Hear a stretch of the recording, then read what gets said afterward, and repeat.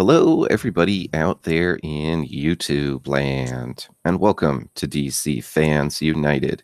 So today we're going to have a nice, fun, and relaxing live stream. One of my favorite things about DC is the DC animated movies. So we're just going to hang out and talk about those. We've got a few guests here. I'm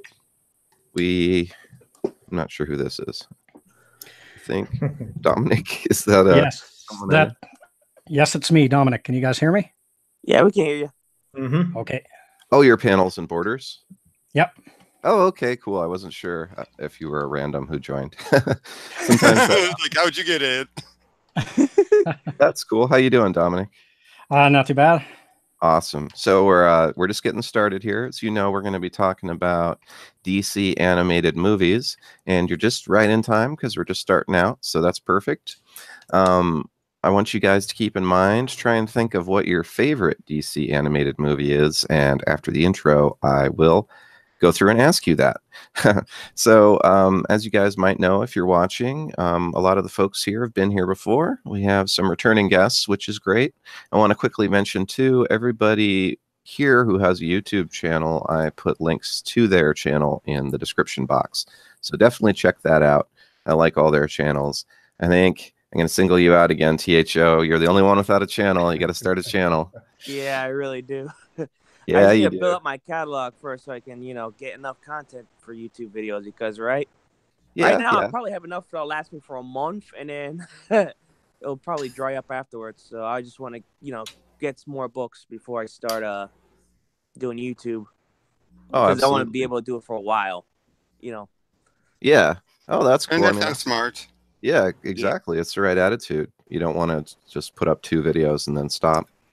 But I did put THO's Twitter in the chat or in the description instead of a channel link. So definitely check him out on Twitter. All right. So Unranked Chevron, you're back again. How you doing? I'm doing all right. Good to be back here. Awesome. Just all right? Yeah, I mean, can't really complain. Well, that legitimately works. complain. Yeah.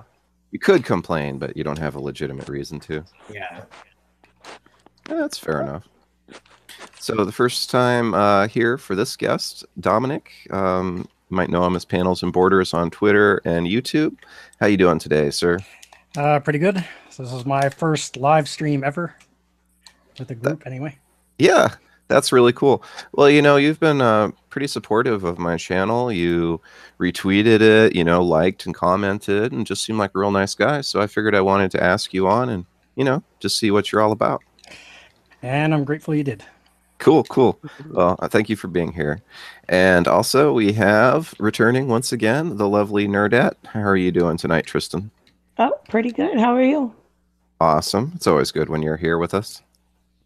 I know, right? Modest, too. I love it. All right. So then we also have Robert. You might know him as StarCraft, which is a pretty cool name. As a StarCraft fan, I got to admit, that's a cool name, man. Yep, I always had a backup account known as Wardcraft as well. Oh, right. Hey, what up? Hey, it looks like Cootie made it here. Is that what you want to be called? Well, Chudy's fine. Yeah. Judy? Okay, cool. Glad you made it, man. So everybody's here. We got the whole crew. That's excellent. I'm really glad everybody made it. Since you just got here, we just did introductions for everybody else. And yeah, so I think we're good to go. As you know, we're going to be talking about DC animated movies. And since you just came in, I'll probably ask you last, but I'm just going to go through now and see everyone's favorite. I know it's tough to narrow it down. There's so many good choices. Like if someone asked me my favorite, I'd probably have to list 5 or 6, but try and keep it limited to 1 or 2 to start off, and we'll go through again. So let's see. Unranked, what's your favorite?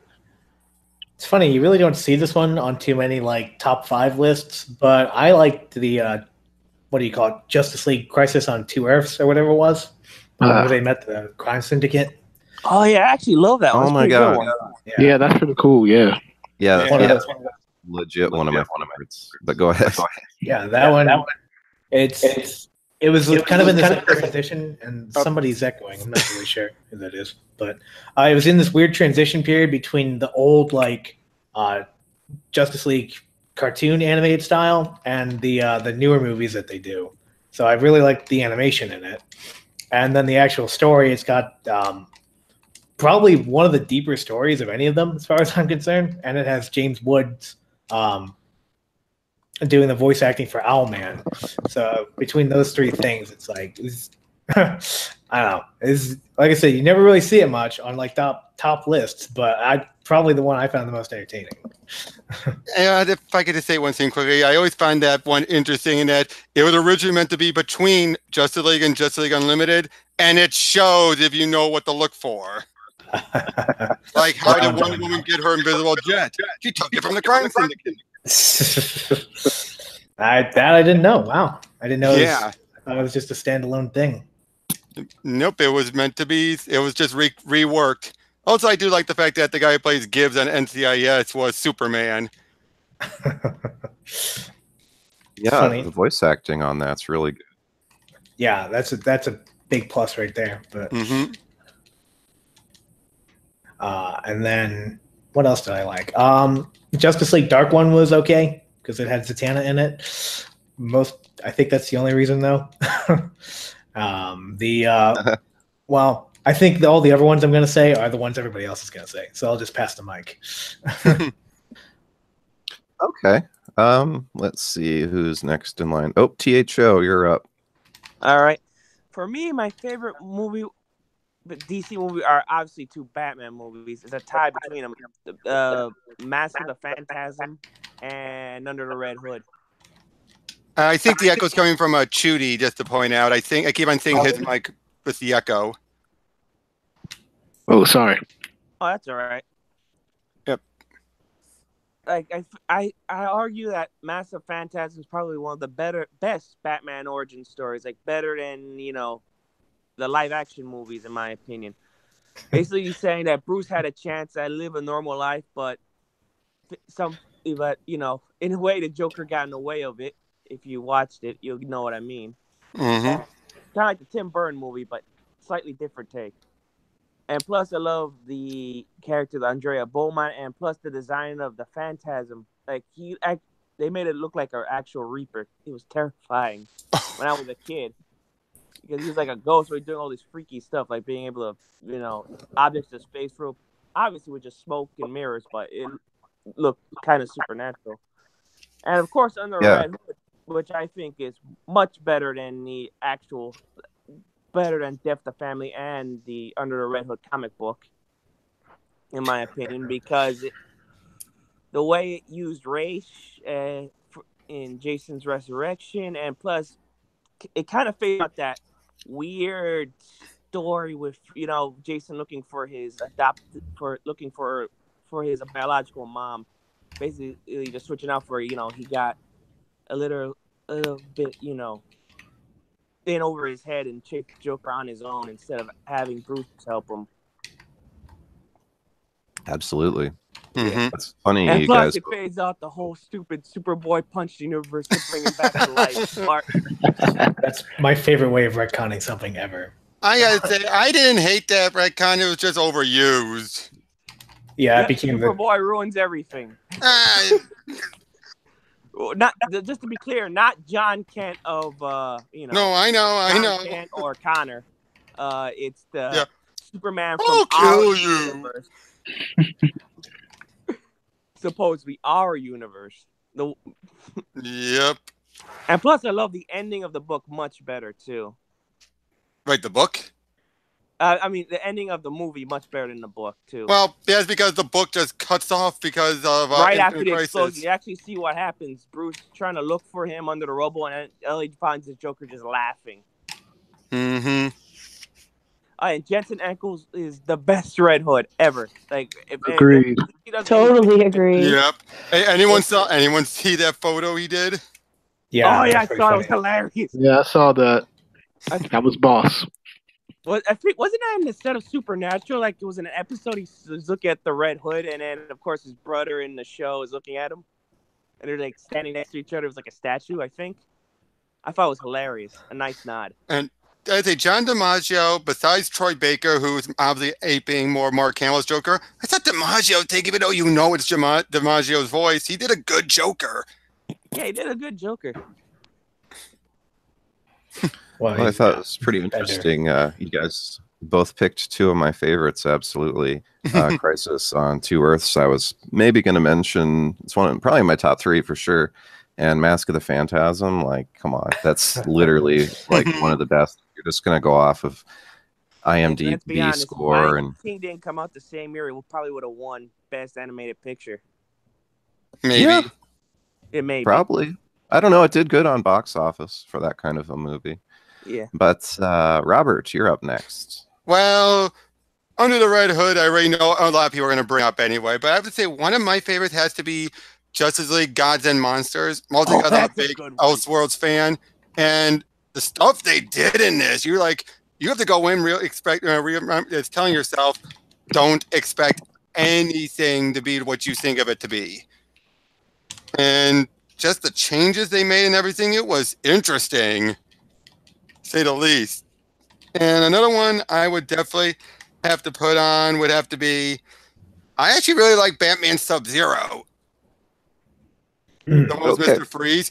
And in a lot of ways, if it wasn't for that one episode in the final season of the anime series, that was a perfect capstone for the Mr. Freeze story arc right there.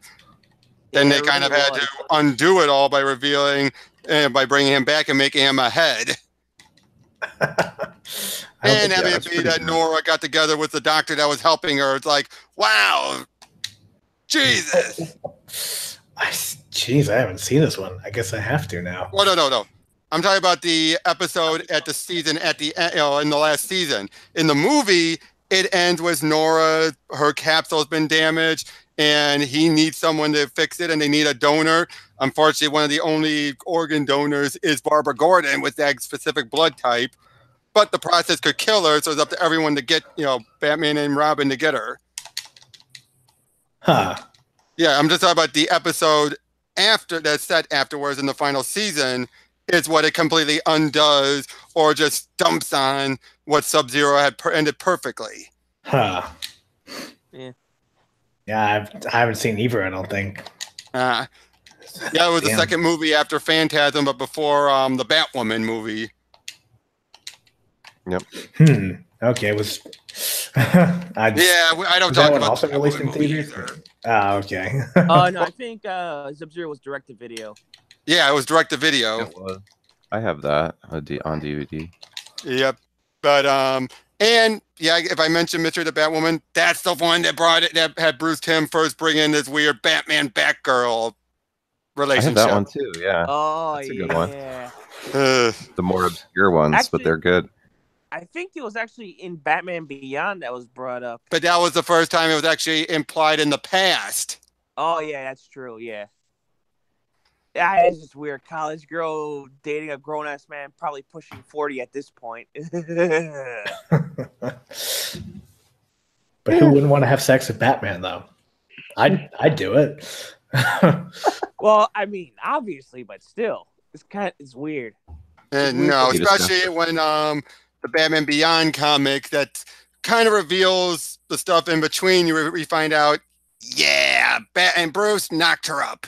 I think they retconned that. No. I'm talking about in the comic that's more connected to the animated series. Oh, okay. I was about to say. Then she got beaten up. Yeah, then she got mugged, beaten up, and had a miscarriage. But by that point, Dick and Nightwing had already found out, and that's what led to their falling out. It's so dark. Why did it get so dark? Hey, this was Kyle Higgins taking over on that title. Oh, that makes sense. Hey.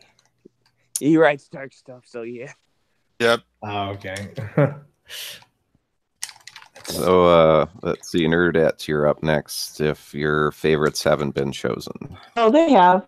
I was going to say Mask of the Phantasm and Under the Red Hood, but the Wonder Woman movie was really good too. Oh, yeah. I agree. That one was like, when you watch Wonder Woman afterwards, like Gal Gadot's version of it, it's so similar. Like, it's almost a step-by-step of that. And then Judas Contract. I will. That's always been one of my favorite. It's so good. I like the redeeming qualities you see in Tara, and yeah, that's a good one.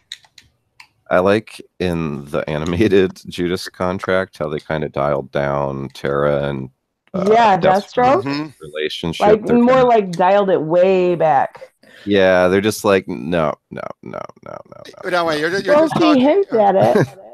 Oh, I mean, yeah, she wants it, but they don't actually do it. Well, yeah, that's true. But That's yeah, a big, I mean, that's a big not change. even for that. Just for like, you get to see like her and Garth and kind of her, realizing what she's doing is wrong and like her redeeming herself. And I don't know, I've always really liked that one. And Wonder Woman. Wonder Woman is so good. Like that is one you can like watch over and over, even above the regular movie. And the funny thing is that Nathan Fillion voiced Steve Yeah. Trevor, and then Yep. would go on to voice Hal Jordan afterwards. He wanted to Oh, He be. did the voice of two Ace Pilots. Yep. That Wonder Woman movie is quite good. I like too how they portray Hades. Oh yeah. Well, if you that ever see, guy? if you hear the commentary, they did that intentionally because so many they knew everyone's going to compare it to Disney's Hades. Well, that's cool because he's so different Mhm. and just like evil and diabolical, like spot on, like perfect. Well, he's super evil, villain. but he's not blatantly evil like Disney's Hades. He's more of that. Hey, if it suits my purpose, I will take it. If not, no skin off my back. And Which is it's closer much- to Yeah. actual Hades. Yeah, it's He's much pretty evil, different than the. Let me try to remember the Justice League, the animated series, because there was I remember in like one of the episodes they actually had Hades as one of the main villains in that, like working with Felix Faust. Mm-hmm. So compared to that one, it was vastly different, but I thought it was a nice twist. Oh yeah. Yeah. Oh, that's and, what- and Expecting Alfred this grim Molina return of as the guy. Ares. What's that? Alfred Molina as Ares was great. Yeah, it really If I- was. And I love how manipulative he was too. Oh, I guess if there's ever one thing I would have rather have from the anime movies instead of live action, it should have been Molina coming back and reprising it as Ares Yeah. instead of Yeah. Lupus, whatever, from Harry Potter in the role. Well, Yeah. arguably, Ares was the weakest point of the live action movie.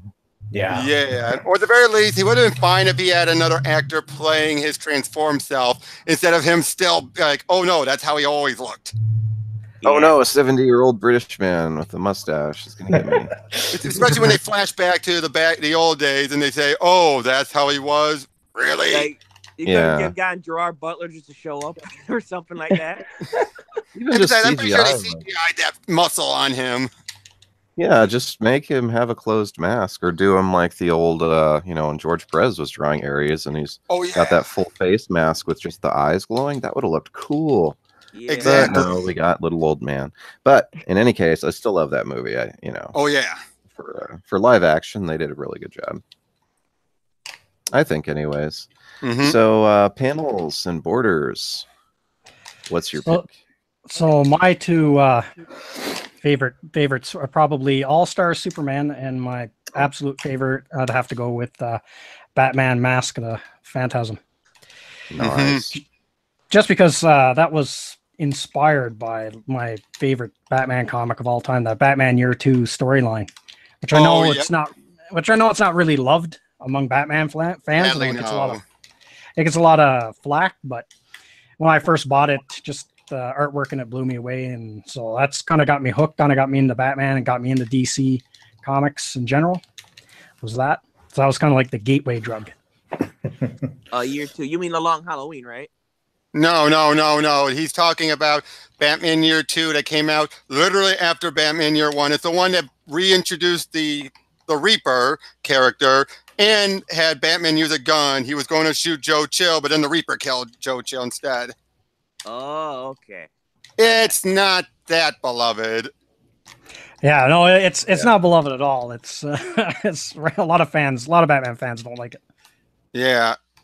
and I totally get why they don't like it. Like, when I read the story when I was 9 years old, so a lot of stuff went over my head. But now that I've read more Batman years later, I can totally see all the flaws with it. But that being said, it's still, just for nostalgia purposes, I'd still love that story.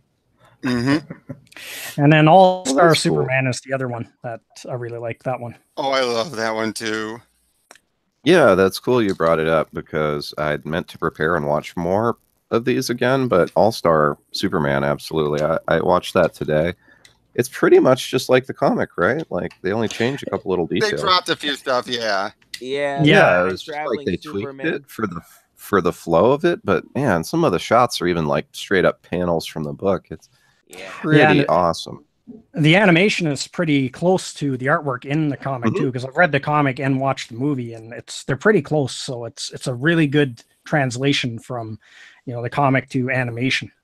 Yeah, you can see they were really trying to mimic the book as much as possible, and basically it's a straight adaptation with just some minor tweaks. It seemed like. That was my impression. Yeah, I think the only other two movies that basically try to imitate the art style was the Batman Superman movies. Public Enemies and what's the other one? Apocalypse, which basically I forget who drew. Michael Turner did the Supergirl arc. Yeah, he did that one. I'm just trying to remember who did Public Enemies. Who Ed McGuinness. Ed McGuinness. Yeah. Oh yeah. That explains it. And we were talking before the stream started. I still keep saying McGuinness's art style really brings itself to animation. I mean, you look at it; it's basically a cartoon in and of itself, anyway. Yeah, it really is. Well, I like how also Year One basically kind of imitated the art style as well. Michelli's art, I believe. Yeah. Ooh, Batman Year One, so good. Oh, and Dark Knight Returns, that anime movie. I mean, I wouldn't say it's exact. It's not as gritty as Miller's, but like the designs at least were pretty cool. So I'll admit that. Oh yeah, I'd agree. I've been going through some clips. It's been nice. It holds up well. Yeah. Oh well, since you're talking, what's your pick, man? Oh, me? Oh no. Yeah. Oh yeah, I would have to say my number one pick, which nobody has mentioned at the moment, has to be Justice League Flashpoint. I really appreciated the brutality. That's probably the most brutal DC movie I've ever seen, but it was good to have focus on the Flash. Barry Allen kind of whatever fucking up the timeline, but it was still entertaining. It was still very much entertaining. And who doesn't want to see Martha as Joker? We never saw that though, except for a brief bit. Yeah. All I gotta say for that one moment, Gray Delisle or Griffin, whatever her last name is now, she's the one who did the laugh. Nailed it. It sounded so wow. Yeah. Yeah, I actually thought someone would bring up Flashpoint sooner. It's the top one on Rotten Tomatoes. Really? Oh yeah, it's like a 99%. I haven't compared it to Mask of the Phantasm, but it's definitely no. But I think you know what, Mask of the Phantasm. There's so much in its favor that it's almost not really fair, if you ask me. See, my recollection is that it was actually a failure when it first came out, and that over time, the Batman Mask of the Phantasm. Well, it was pretty much a failure because of the timing. It wasn't marketed, and it was put in the holiday season. And it was more of a case of it just faltered because not many people knew about it. Yeah. And it did make a profit just on box office and definitely made a profit in the long run. Well, yeah, in the long run, yes. It's Blu-ray. It's like what Ridley Scott said about Blade Runner. Being behind the times is just as bad. Being ahead of times is just as bad as being behind the times. Plus, he got to re-release Blade Runner like 50 times. Well, because each time until the last time, the final cut, they kept on interfering and screwing it up. Yeah, I don't know. All I know is he sold a lot of VHS tapes. Yeah, I noticed that when I brought up Gods and Monsters, I didn't get much of a reaction from anybody. I guess no one's really interested in that one. No. I just wanted to let you talk. Oh. I really do love Gods and Monsters. I love the twist. Kurt Langstrom, the Man-Bat in the main universe, becoming Batman. Mm-hmm. Superman being God's son, growing up from migrant family, and of course, Wonder Woman being Becca. Becca, yeah, a new god, and Orion's wife, leaving. He got killed. Yeah, I know. Leaving New Genesis and Apocalypse. Well, yeah, because Highfather decided, you know what? Let's have the wedding be a perfect case to take out Darkseid. Yeah. That was a twist, too. Highfather being the bloody one, not Darkseid. Usually we would expect betrayal from Darkseid's, And I like it how this is not a cut and dry evil universe. It just, again, everything's different. But the funny thing is, I keep on noticing some people bring up how Zod put his stuff into the birthing chamber behind Jor-El's back as a way of either, it was almost as bad as taking advantage of Laura, or he basically cucked Jor-El, which I'm like, oh, guys, come on. Do you really have to go that far? Just take it as the way of how we got there, and that's the man it. got shot. He was going to put the DNA until his finger got blasted off. Yeah. I mean, that was probably my main complaint with the movie. That's right what it starts out with, too. And, basically, they couldn't literally put rape in the movie. Right. So he put his genetic material into this tube that was meant to be for the father. Come on. True, they but straight that up put rape in there. And then your Elseworld Superman's a rape baby? Nah, I honestly don't like at the same time, though, it is taking notes from John Byrne's Superman, where that's basically a similar thing to what they did. The Matrix, yeah. Yeah, the birthing Matrix. So, for what it's worth, I'm at least glad they finally had some universe where they acknowledge that version. Yeah. The Wonder Woman, cool. I'll give them that. Yep. I just love how Becca in the short with Steve Trevor, they stopped the Giganta robot, and what immediately she wanted to do is bang him right then and there. That's the way I like how he asked about the safe word. I know. It's like, should I have a safe word? I just remember watching that, and I hadn't read the Elseworlds it was based on. No, it's completely original. Oh. Well, it just seemed really weird to me, just kind of unnecessarily, I don't know, mean. And it's like you said, it wasn't exactly perfectly evil, but neither was it. It wasn't noble either. So I wasn't really sure who you were supposed to root for. Or true, but I do give them props that at least the characters do have a character arc by the end. Yeah, and true. For the most part, they actually do share some of the traits from the main DC universe, like there's a part when Kirk asked why Superman helped him. Yeah, even after the change after he became a vampire, and his simple answer was, "You were hungry." So basically, that's something Clark would say to Bruce if in a scenario like that. Exactly, or how he was. I think what really convinced me was the second short of the prequel shorts with Brainiac. Oh yeah, that just one. Never thought I'd cry for Brainiac, even no matter what version. But second, that one moment, if he was an evil Superman, he would have killed him right then and there. Instead, he's like, okay, I know he tried to help him, but couldn't do anything. So, and then he asked him, for permission to, Well, he said do it. And he didn't want to do it. You could tell when he took that deep breath afterwards. Oh, yeah, exactly. And again, it just tells you right there, it hurt him. He did not like doing that. That's what, again, I like about it. They're more anti-heroic without going in too far.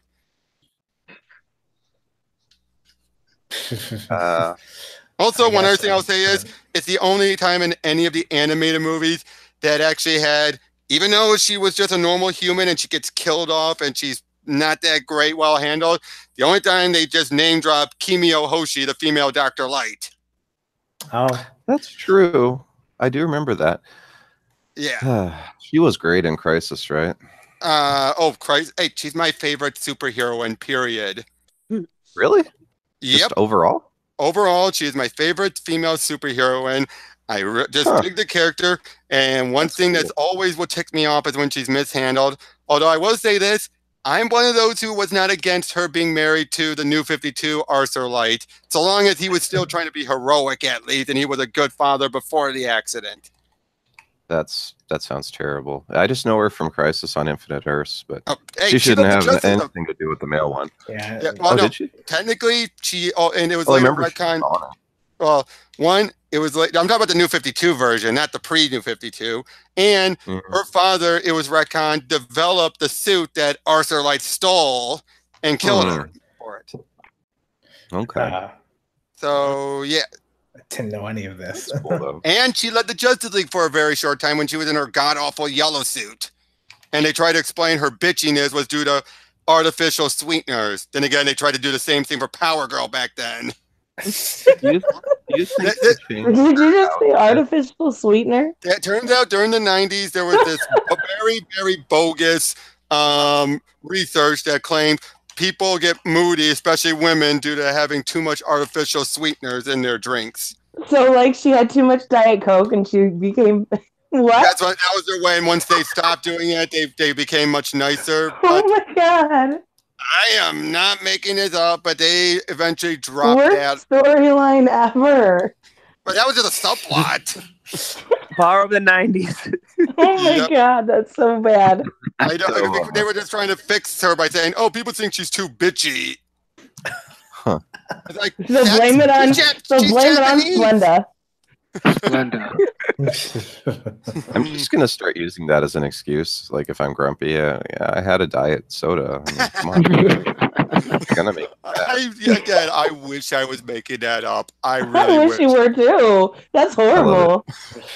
Like, again, they were just following what the news times and the news stories were saying back then.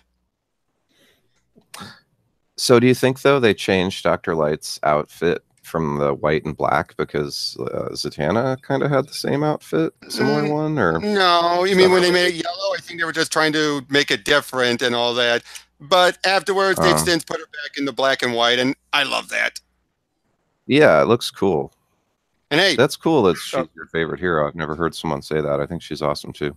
yep. And heck, I am almost convinced I am indirectly responsible for her showing up during Dwayne McDuffie's run. Oh yeah, that's he did show up in the animated series as well. She did. Well, not just she had voiced by Lauren Tom, but I'll just say this. I had constantly been asking around, going to Jeff John's message board, just trying to say, can we get somebody with her? Because she's hardly utilized. And then after Infinite Crisis, you had the confusion of, wait, she appeared here, but then she got her power stolen and practically left for dead by the male Dr. Light. Yeah, she appeared at Green Arrow, gets completely mishandled and left for dead, and no one resolves it. What's going on here? I later asked at a Comic-Con panel in Chicago to Dan DiDio, is anything going to be done with her? He said, Justice League. Emailed, because it was back when he was alive and he had an open email. Dwayne McDuffie said, had no idea. He put her in there then, and then I later met him up a year before he died at a convention, brought that up, and he said, oh yeah, they told me after you emailed me to put her in, to which I'm like, so wait, was it because of me? That's awesome.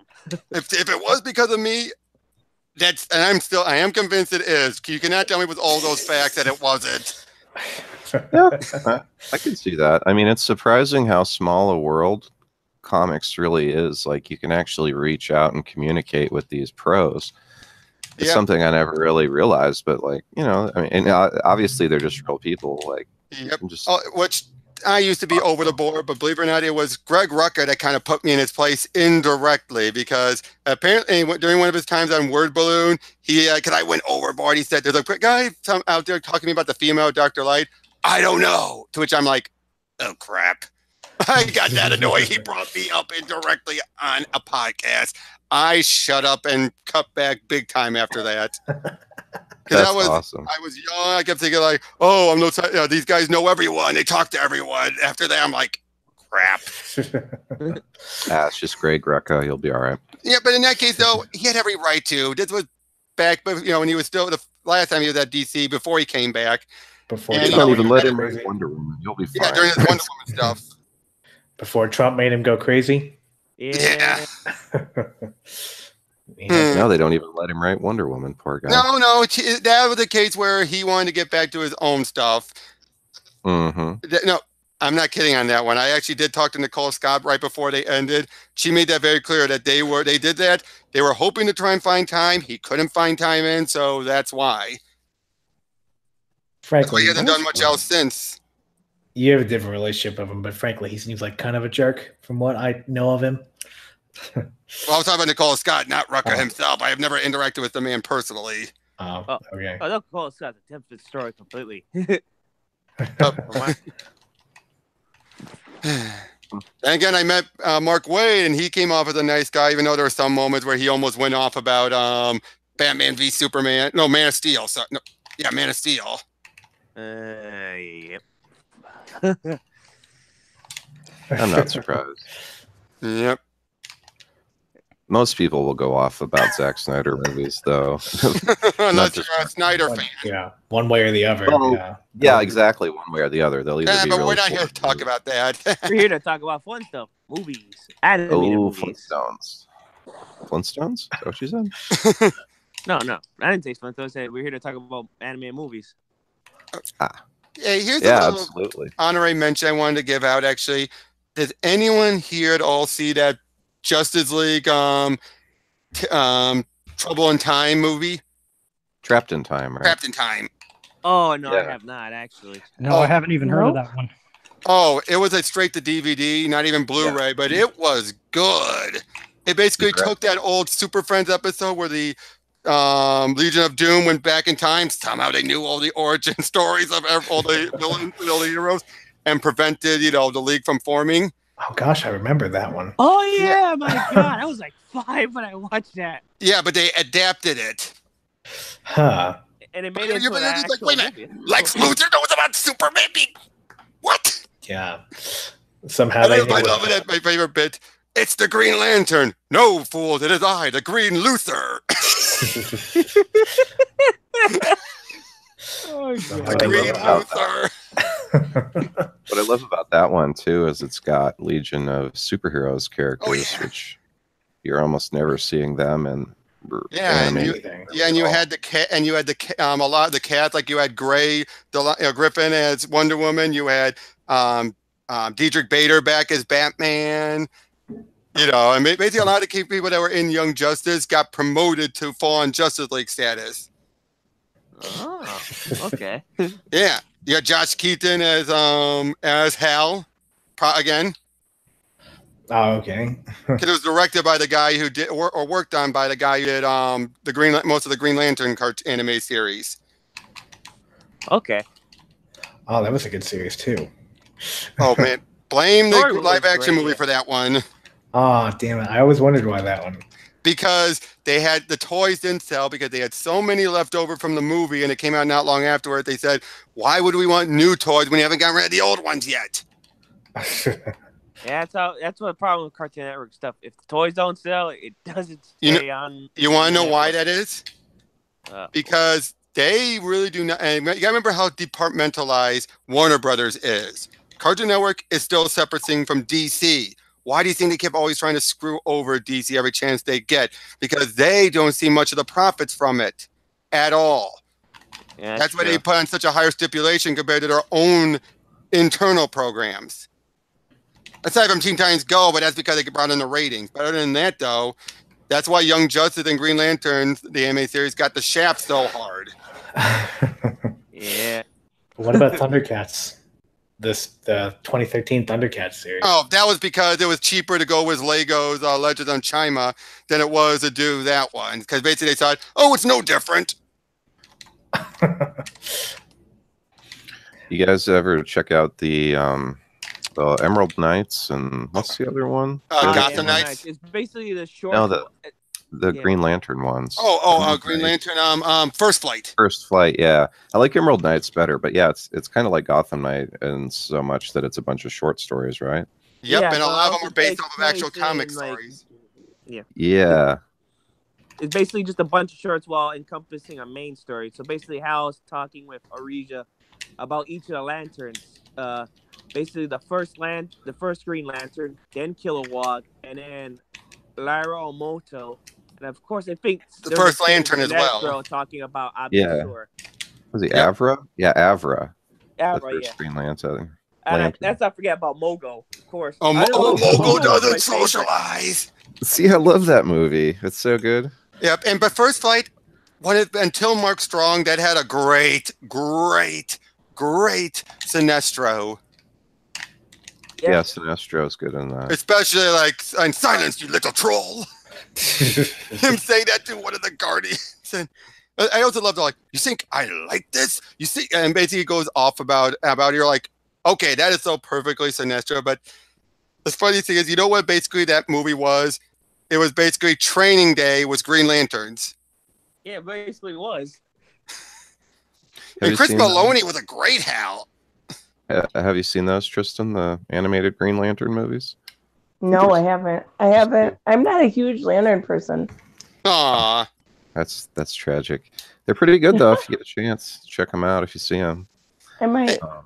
I know you watched. What did you say? Justice League War pretty recently. What did you think about that one? Once I started watching it, I realized I'd already seen it, and I didn't like it that much. I didn't think it was. I don't know. It's just not. I'm like I said, I'm not a huge Lantern person. I think kind of Superman was a bit of a dick in it. Well, Very, it's like, 52 Superman. What do you expect? Well, yeah, that's true. But he was just so like had that like God complex to him, and that's not like how I picture Superman or the Superman stories I personally like. And I don't like Cyborg in the. I mean, I know he's pretty much in the Justice League anyway, but I like the old stories with Martian Manhunter and stuff instead. So I don't like seeing him in it. I don't know. I would say that was one of my least favorite. Yeah, I get that. It was a bad start to that continuous series of animated movies. One of the qualms I kind of had with the movie was Darkseid being so one-dimensional. And you have Steve Bloom voicing him, and he's wasted. And he just floats around the city and blows stuff up. Like, the real Darkseid would probably be on Apocalypse, planning the whole thing. Although, to be fair, though, that is basically how he was for the most part in that opening arc of Justice League, New 52 Justice League. Sure. And plus, they made him like freaking 12 feet tall. Like, well, again, that's how he was in New 52. Yeah. Jeff Johns didn't want to. Well, to be fair, though, I do like how later on in Multiversity, Grant Morrison reveals this is Darkseid reborn after Final Crisis. So, of course, he's going to be more powerful. I just thought he was someone a little in the chat brought up Batman Beyond Return the Joker. Oh, yeah. That was surprised no one brought that up. Oh, that's a good one. That's a violent one. Oh. Well, that depends. Okay, there's the uncut version and there's the TV version. Yeah, I was about to ask. Favorite version of the Joker's death? Which one? Probably the pop gun. That's not funny. Yeah, that one, because it actually makes sense why Tim would feel guilty. The other one, just Joker slipped. It was his fault 100%. Let's be real. Tim shooting him is, makes more sense why he'd feel guilty, because he killed a guy.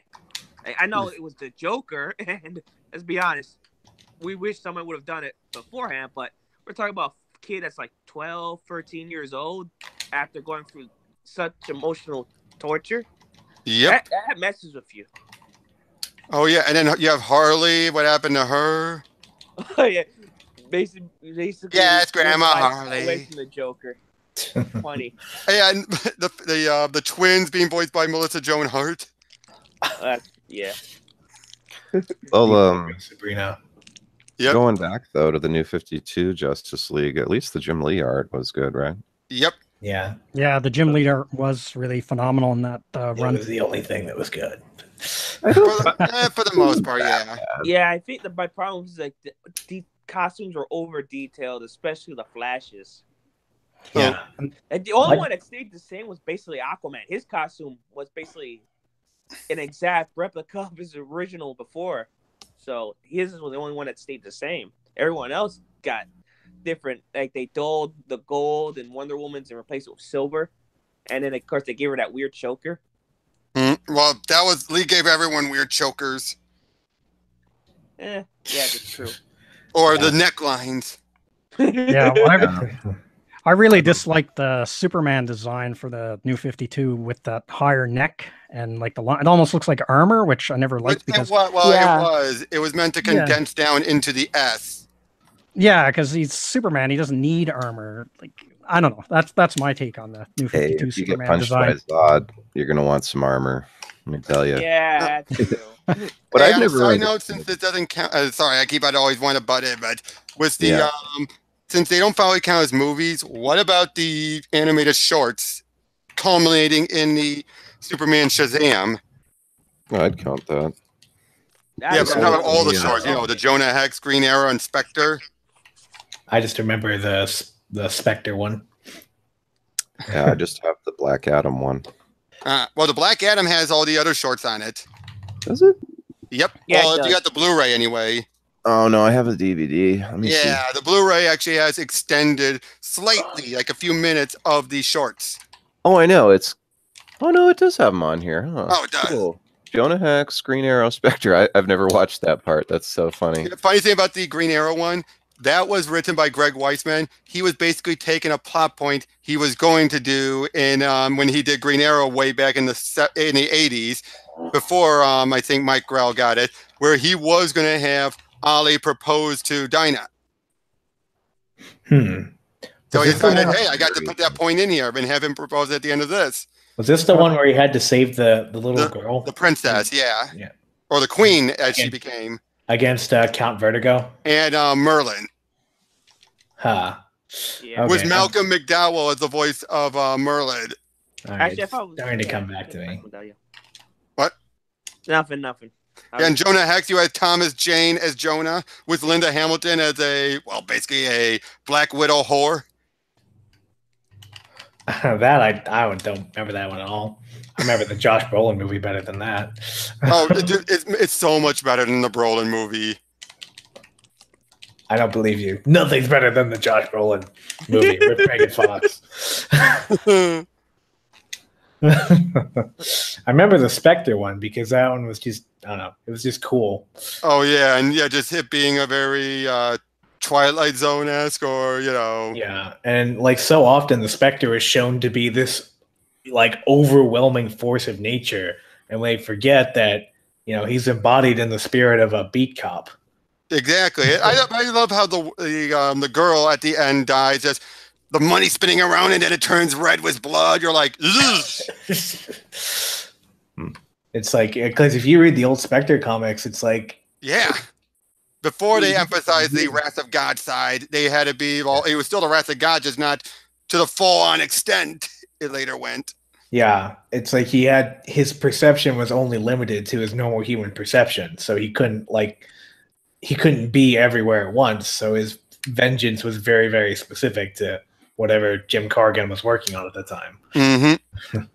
Yeah. That one was great. And the Return of Black Adam, that one was great.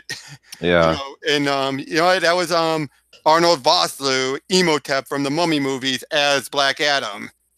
Oh, that makes cool. sense. Yeah, that was perfect. I do love that. There's not nearly enough of the Shazam, Captain Although the funny Marvel. thing is, though, I think Jeff Johns stole from that bit from that movie.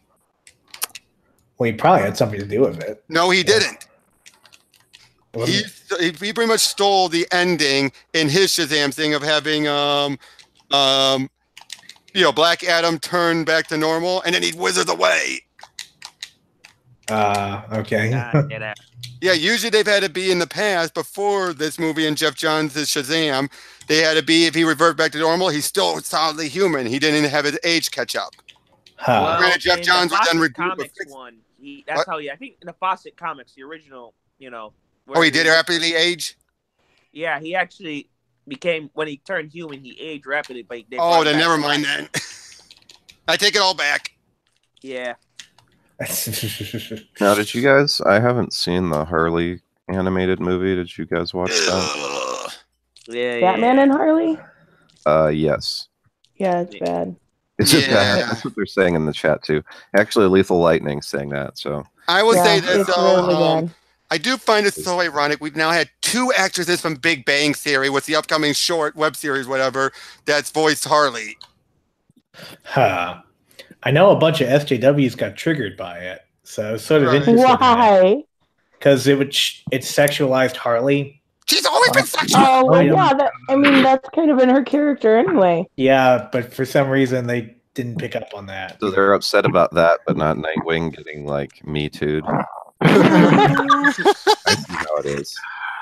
I also don't get it. Harley was very sexualized in the Arkham games as well. Nobody said anything about that. And even the original animated series, remember the whole birthday celebration when she was in the pie? Yeah, and she's like, you want to write? Yeah, that's what I was just gonna say.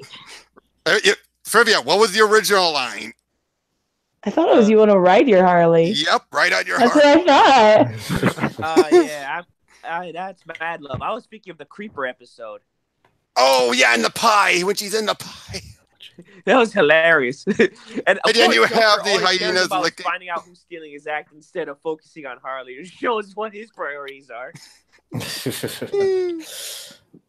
I will give it this though. At least, yeah, but I won't give it this. Though I thought the one part that really just turned me off was her farting in the cave in the Batmobile. But I do love how Nightwing's all like, "Oh, geez, what does Batman say? Smells like discipline." That was both the dumbest and yet funniest. Batman should have used one of his breathing Personally, apparatus. my favorite scene was the That whole would have been funnier. Booster Gold. Like basically, Oh, yeah, Nightwing was Booster. like no. Yeah, but like I said, I think that the whole smells like discipline. It's like he's just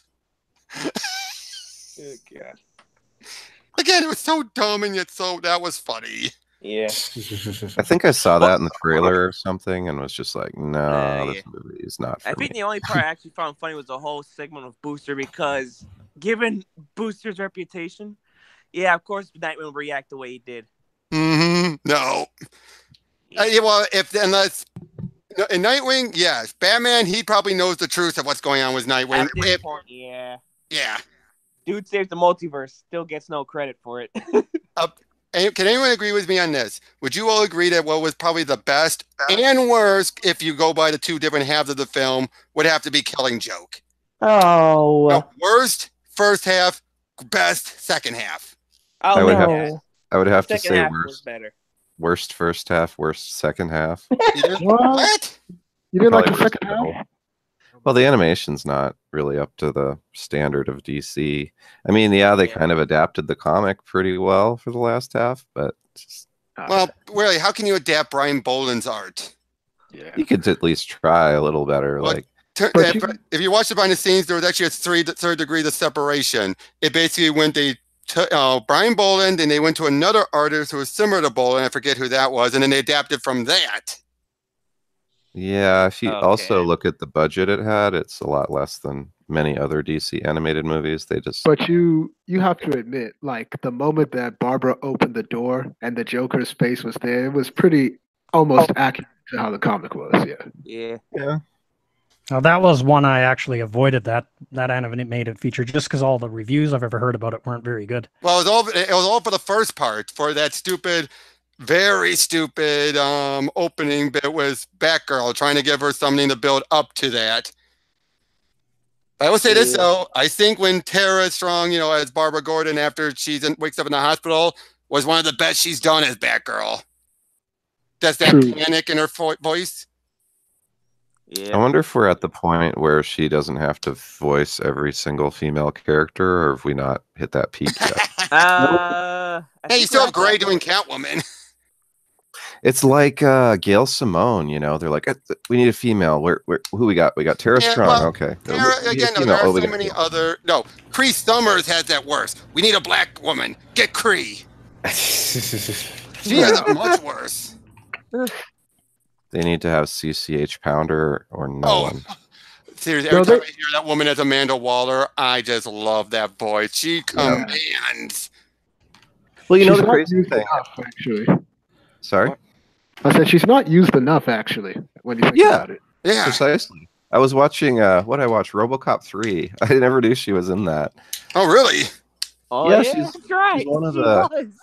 Uh-huh. It's Oh, like one of her God. first so roles, and I didn't much. even notice. And I was watching the credits, and it said, CCH Pounder. I was like, for real? That's so cool.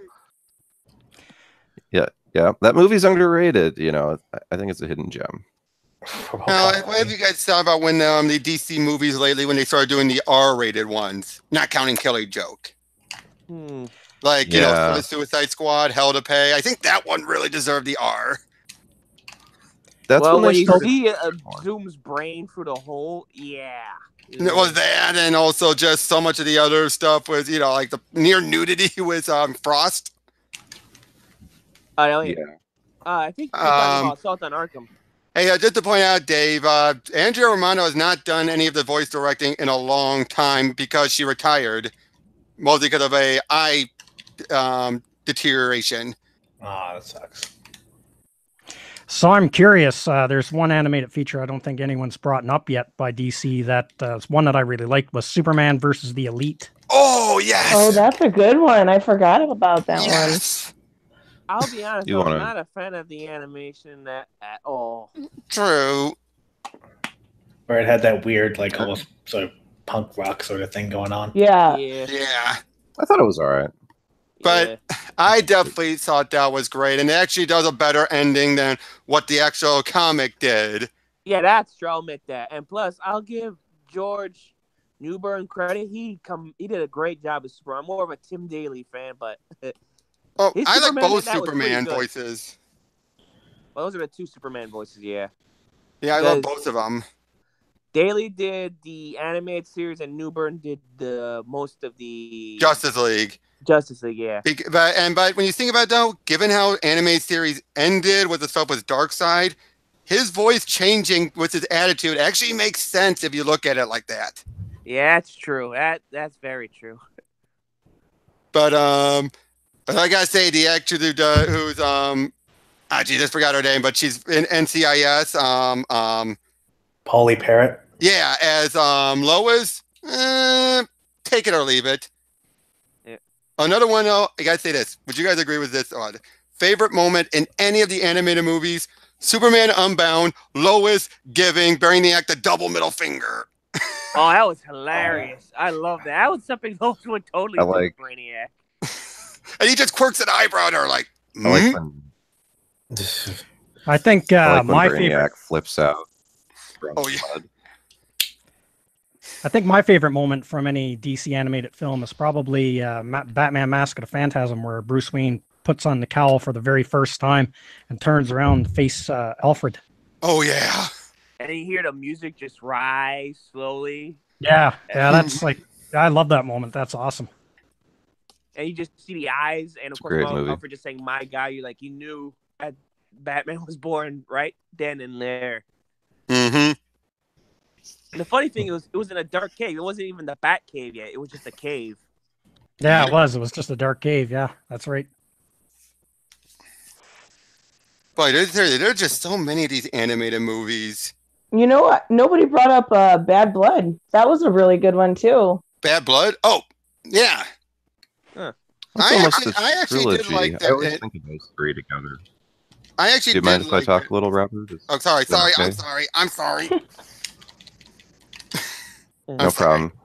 problem.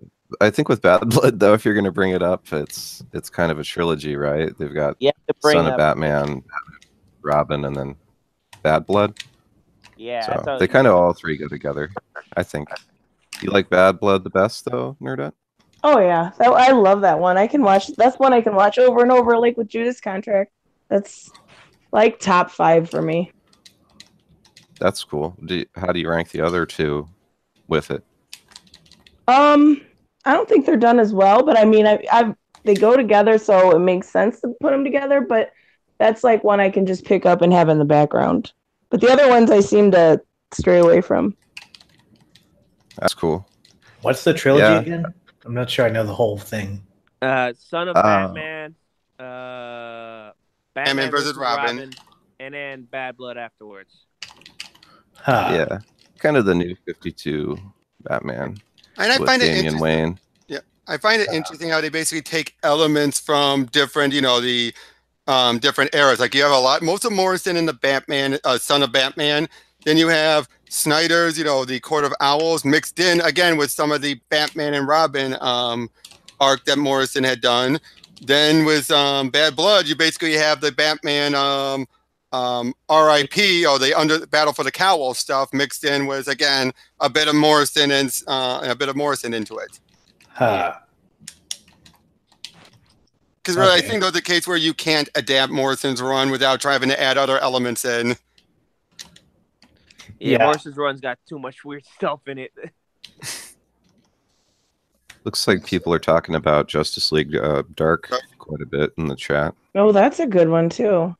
Mhm. It's okay. I like Swamp Thing though. That's one of my favorites. I just didn't like how he died though. Yeah, Right. exactly. That's the biggest qualm I have with Yeah. the movie as a whole is how they kill Swamp Thing, and man, they kill him brutally too. Mm-hmm. You I would have thought he was going to come back at the end. Right? Yeah. At least give us something like, oof. Yeah, I mean, I know. he doesn't operate like that. He should come back. That's the way Swamp Thing Yeah. works. Yeah, he doesn't rely on the crap. I forget the name of the doctor's name. Like Alec Holland. There we go. He doesn't Yep. rely on Alec Holland to stay alive. He's the green. You know, the Avatar. Yeah, he should be able to just transfer his consciousness back into the green. Like Or in the reform comics. in the swamp or wherever. Yeah, because all he did was absorb his memories. Because Swamp Thing and Alec Holland are two completely different Well, entities. But did they retcon that out? They did New retcon that, DC? yeah. Well, in the With comics, Rebirth. they had him remerge after Brightest Day, and at the end of Brightest Day, that maxi series in the comics. So when Justice League Dark, the series started, then yeah, that was the case. That Swamp Thing was Alec Holland. There Yeah. wasn't this dichotomy between them. Oh, I think Justice Yeah. League Dark, the original series, it seemed like such a wasted opportunity to me because the very first arc it's slow, but it's really interesting. It's that you have these mystic characters, and the reason they get brought together is that they are so depressed and they're so like self-absorbed and they're so just like not together, but they have so much power that any single one of them could cause the apocalypse. And Xanadu has a vision where each one of them causes the apocalypse. So she creates this false flag event to bring them together as a team so that they could basically not so that they could keep an eye on each other pretty much. And I thought that was actually really interesting. And then after that was only the first arc with Peter Milligan, and then he left and Jeff Lemire took over, and then it just became a really standard like action adventure with some magic type of story. It was okay, but it wasn't that like really interesting concept. And the movie was much more like the Jeff Lemire part of the series than the original Peter Milligan first arc of it. Did you like how it tied into the Trinity War stuff or no? I'm not even sure I know what that is. In the New 52, right? Yeah, I that might have been when I was pretty much done with comics in general. It was Between- at pretty much the very end of New 52. Yeah, I don't think I was reading a whole lot at that point. yeah, it's basically a Justice League versus Justice League Dark versus Justice League International, I think. Huh. So Yeah, I'm I think I remember that one. So I'm Yeah, kind of man. curious to ask this question to everyone in the room, since we're talking about like all these animated series that are drawn from all these comic storylines. Now, is there any DC storylines that haven't been made into an animated feature that you guys would like to see made into one? Oof, where to start? Oh, that's a tough one. Well, one I would say for the sake of just finishing up the series would be the other two Jeff Loeb Superman Batman arcs, especially the one where it had Superman and the Legion of Supervillains taking Superman and Batman, making them despots and all that, and then you have someone trying to fix history.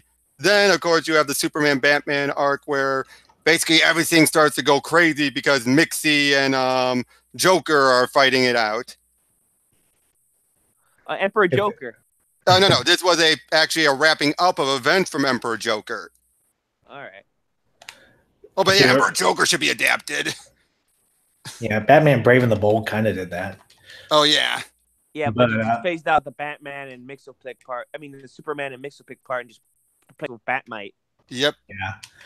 If they were feeling really froggy, really ambitious, they would do Crisis on Infinite Earths and get literally every single character in that. Either that, Yeah, or that would be a cool one to see. Kingdom Come, obviously. Yeah. Adapt Alec Rox's style is real hard. Yeah, that's just as bad, hard as trying to do Boland's art style. We'll give them a $5 million budget, maybe. Oh, quick question: did anyone here see Gotham by Gaslight? Yeah. Oh yeah. I liked it, but I did not like how much they changed things. Yeah. I didn't like how they killed Poison Ivy off for no reason. Like quickly too. Yep, Yeah. I did not like the twist. Yeah, It's like, why Jack even the- have her in it? Gordon was Jack the Ripper. Yeah. Yeah, that made What a no twist. What? What a twist! What a twist. M. Night Shyamalan wrote that one, I guess. Shamalama ding dong. Shyamalan, blah, blah, blah. Yeah, that made absolutely zero sense at all. What a twist. Yeah. Not their best work. It was one of those two where they're like, oh, look, we have an R rating. Here's some blood. Oh, okay. Although I am looking forward to Batman Hush coming out. I'm wondering how they're gonna do that one. Are they gonna give it that new 52 spin on it, or are they gonna go back to New Earth? I don't know. You know, They've been sticking with post-crisis. the new 52. Even Yeah. the Death of Superman was in the new 52 style. Which So that why- one I liked. Well, that So one's why- way truer to the New Earth than the other Doomsday movie. Yeah, Doomsday. Yep. I agree. They changed a So- lot as well, but it was still better. Go ahead. So why are they still sticking with the new 52 look for the new animated movies when they've quit the new 52 in the comics? I think So. They're all in they're all in the same continuity then, like Batman Bad Blood and Justice League War and Death of Superman. In this universe, they're all in the same universe so far. There's a pretty huge roster of these DC animated movies now that are actually interconnected, would be my guess as to why. I think because they basically committed to it and they're kind of stuck with it for now until That too. they find a way to switch it. Yep. And from what I just looked up, they are not specifying which was Hush whether or not it's going to fit in it or not. That's Well- interesting. I mean, they do have Justice League versus the Final Five. That one probably will more likely fit into it. Making Oh, then you have Yeah, I the think other, the new Wonder Woman movie coming up. what's that one about? It's just called Wonder Woman Bloodlines. That's all they gave. Probably the Zeus story arc from the new 52, probably. Maybe, or it might be a sequel to the old one. Okay. Probably not. I think that DC fans is probably right that they've got this little movie universe going on and they're probably just gonna stick to that. That's my theory.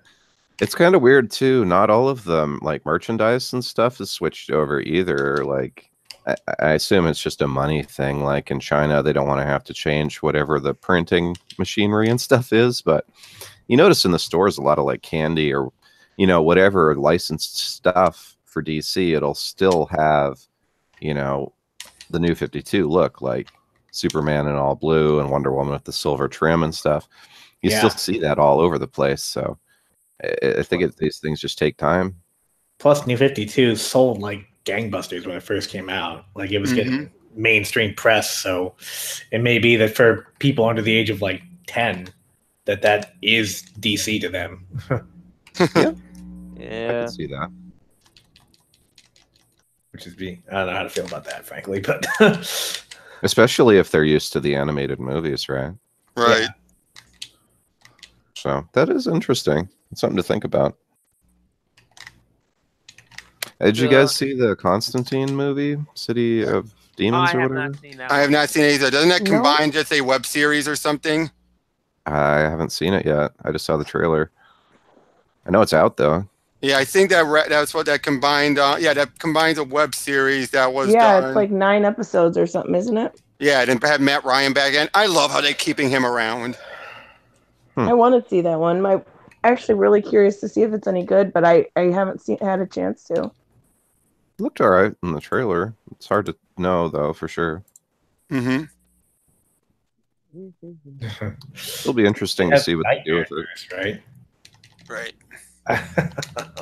Of all the characters, they could have used. But Well, again, they're trying to play off of everyone still loves the TV show, and Matt Ryan really wants to keep doing it. hmm.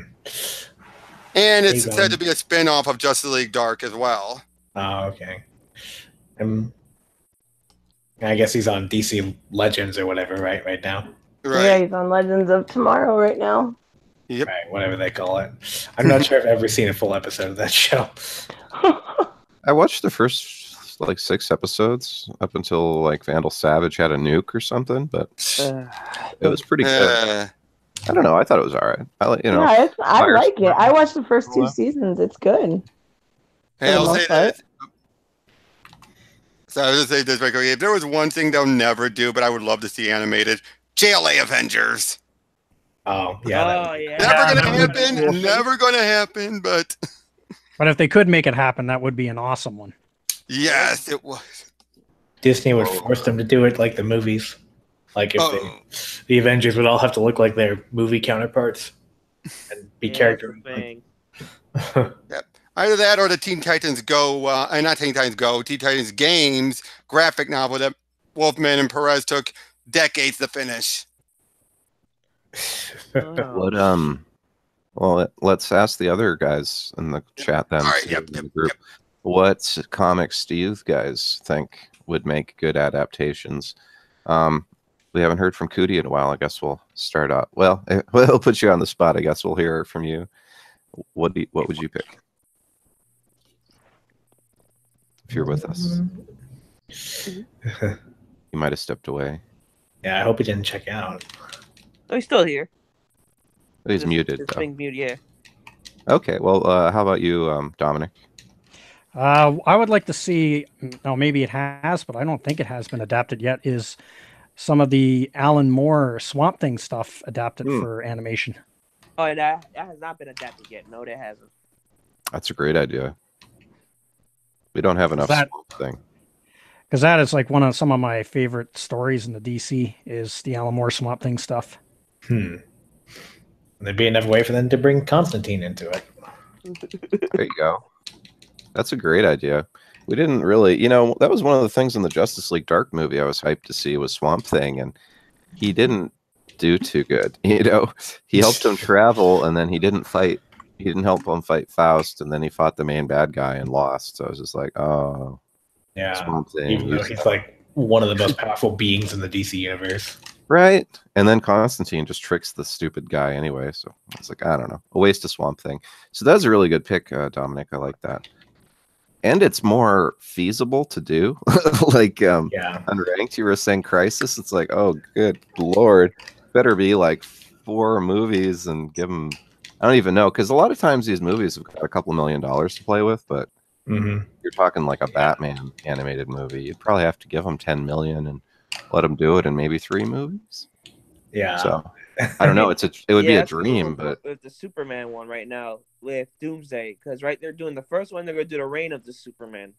So we're gonna see Cyborg Superman, the Eradicator, Superboy, Connor Kent, and of course Steel, John Henry Irons. Yep.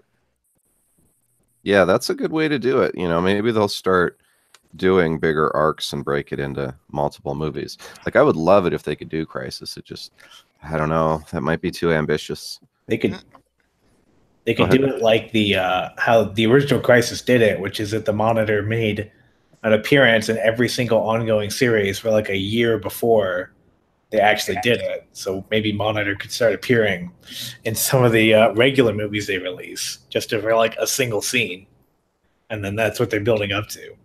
That could help. That'd be pretty dope. That's a Or good maybe idea. Maybe they could take notes from the Smallville season 11 final, that webcomic. The final arc was basically they dealt with a monitor who created the Omega monitor, The and anti. they could go from there. Because that one, it was still big. No way they could have shot it as a show, but an animated movie could be done. Yeah, well, they're trying with Legends, right? Isn't the Monitor supposed to appear in Legends of Tomorrow? And he looks weird. He kind of looks like a Power Rangers villain. Really? I think he looks all right, don't you think? His face looks weird to me. I just can't help but picture his overall costume looks spot on, but somehow he's got this kind of like weird looking face when the Monitor in the comics had this really, really serious look. Yeah. His outfit's good, though. I don't know. Maybe I just have a low expectation for what they do with adaptations. Yeah, that's probably a fair, safe assumption, though. Yeah, because I mean, you look at him and say, "Oh, that's the Monitor." Or, like, you know who it's supposed to be at least. True. You know, which might be a low standard, I admit. I mean, especially when you're talking CW show, there's only so much they can do. Yeah, I don't know. So let's see, Nerdette, did you have a comic you'd like to see adapted? Yeah, I'd like to see like a Red Hood and the Outlaws. Like not just Red Hood or not under the Red Hood, but like it would be a good series of like a ongoing series, or just I don't really have any specific arcs, but I think it would be a fan favorite too, because Red Hood is one of the more popular characters. Yeah, especially with the recent series. With Bizarro and Artemis. Oh yeah, I was gonna say how recent, because he's kind of an edgelord right now. No, not that recent. Yeah, I would like to see that, or even further back with Starfire and stuff. And so long as they don't go overboard with the opening arcs, because boy, did that cause some division with people. Was that in the New 52 or? Yeah, the New 52 handle of Starfire. Boy, were people like, oh, geez, they made her a sex-crazed bimbo. More so. Yeah, I thought she was always very forward about her sexuality. No, but they had to be. She basically at least claimed that she doesn't even remember who people are, and she doesn't even care the names of Now, of course, they really revealed that was BS, but at the beginning, they were just having it be, oh yeah, you two. Interesting. Mm-hmm.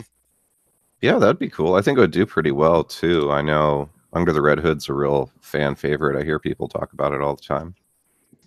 So Red Hood and the Outlaws would probably do quite well. Yeah, I think it would. Definitely. Especially if they did it with Bizarro and Artemis and everyone. That'd be really cool. Right. Yeah, they could definitely put that moment where Artemis kisses Red Hood. Yep. Fans yeah, that was just a couple back. Yep. So, THO, what's your comic? All right. It's probably a tie between two. I'm going to pick two. Between... I would like to see either Nightfall be adapted or... yes. Or, let's see. Or Black Mirror. That's cool. That's the one with Dick Grayson as Batman. Like for a short time. Oh, that one. Okay. Yeah, definitely need Nightfall. How have they not done Nightfall yet? That's crazy now that you mention it. Well, the thing is, the Nightfall is pretty complex. Like the first part they can do no problem. It's the second part with Azrael that's kind of weird. You have to set up Azrael first anyway. And the problem is, right, I think Azrael beating Bane instead of Bruce kind of takes away from a lot of the story. If it was like Bruce, getting healthy again and then beating Bane in the second round, that would have been much better. True, but it did lead to a great Batman versus Azbat fight.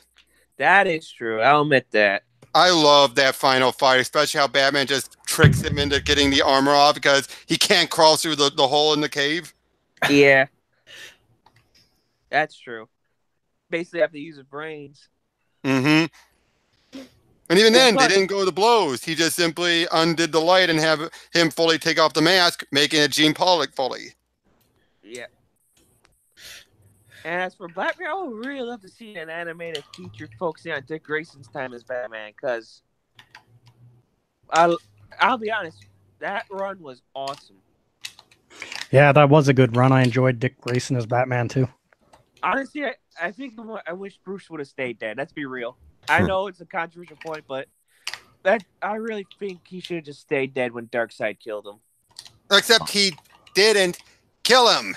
Yeah. Yeah, that's the problem. They reckon. Oh no, they didn't retcon it at all. They killed a clone of Batman. No, it wasn't a retcon because it was at the end of the story. Oh yeah, that's right. My bad. I forgot about that. I'm sorry. I'm DC fan. I went on Twitter a while ago. He helped clear it up for me too. It is a little confusing though, because it's just the very last page of Final Crisis. They're like, "Oh, just kidding, Batman's not dead." And you're like, "Well, Well, if you know about how the Omega Sanction works, and they set it up during Final Crisis anyway with Sonny Sumo, then yeah, it was basically what Darkseid did to him. He turned him into a weapon, a bomb to be exploded at the end of time. Well, as he came forward in time, yeah. Yeah, that's pretty that smart." was weird. Well, yeah, because Darkseid knew Batman would always try to find a way, even subconsciously, to make it back home, and use that determination as a way against it. Right. All right. Anyway, back to Black Mirror. Plus, it would probably be a good introduction to James Gordon Jr. because he was a real psycho in that one. Yeah.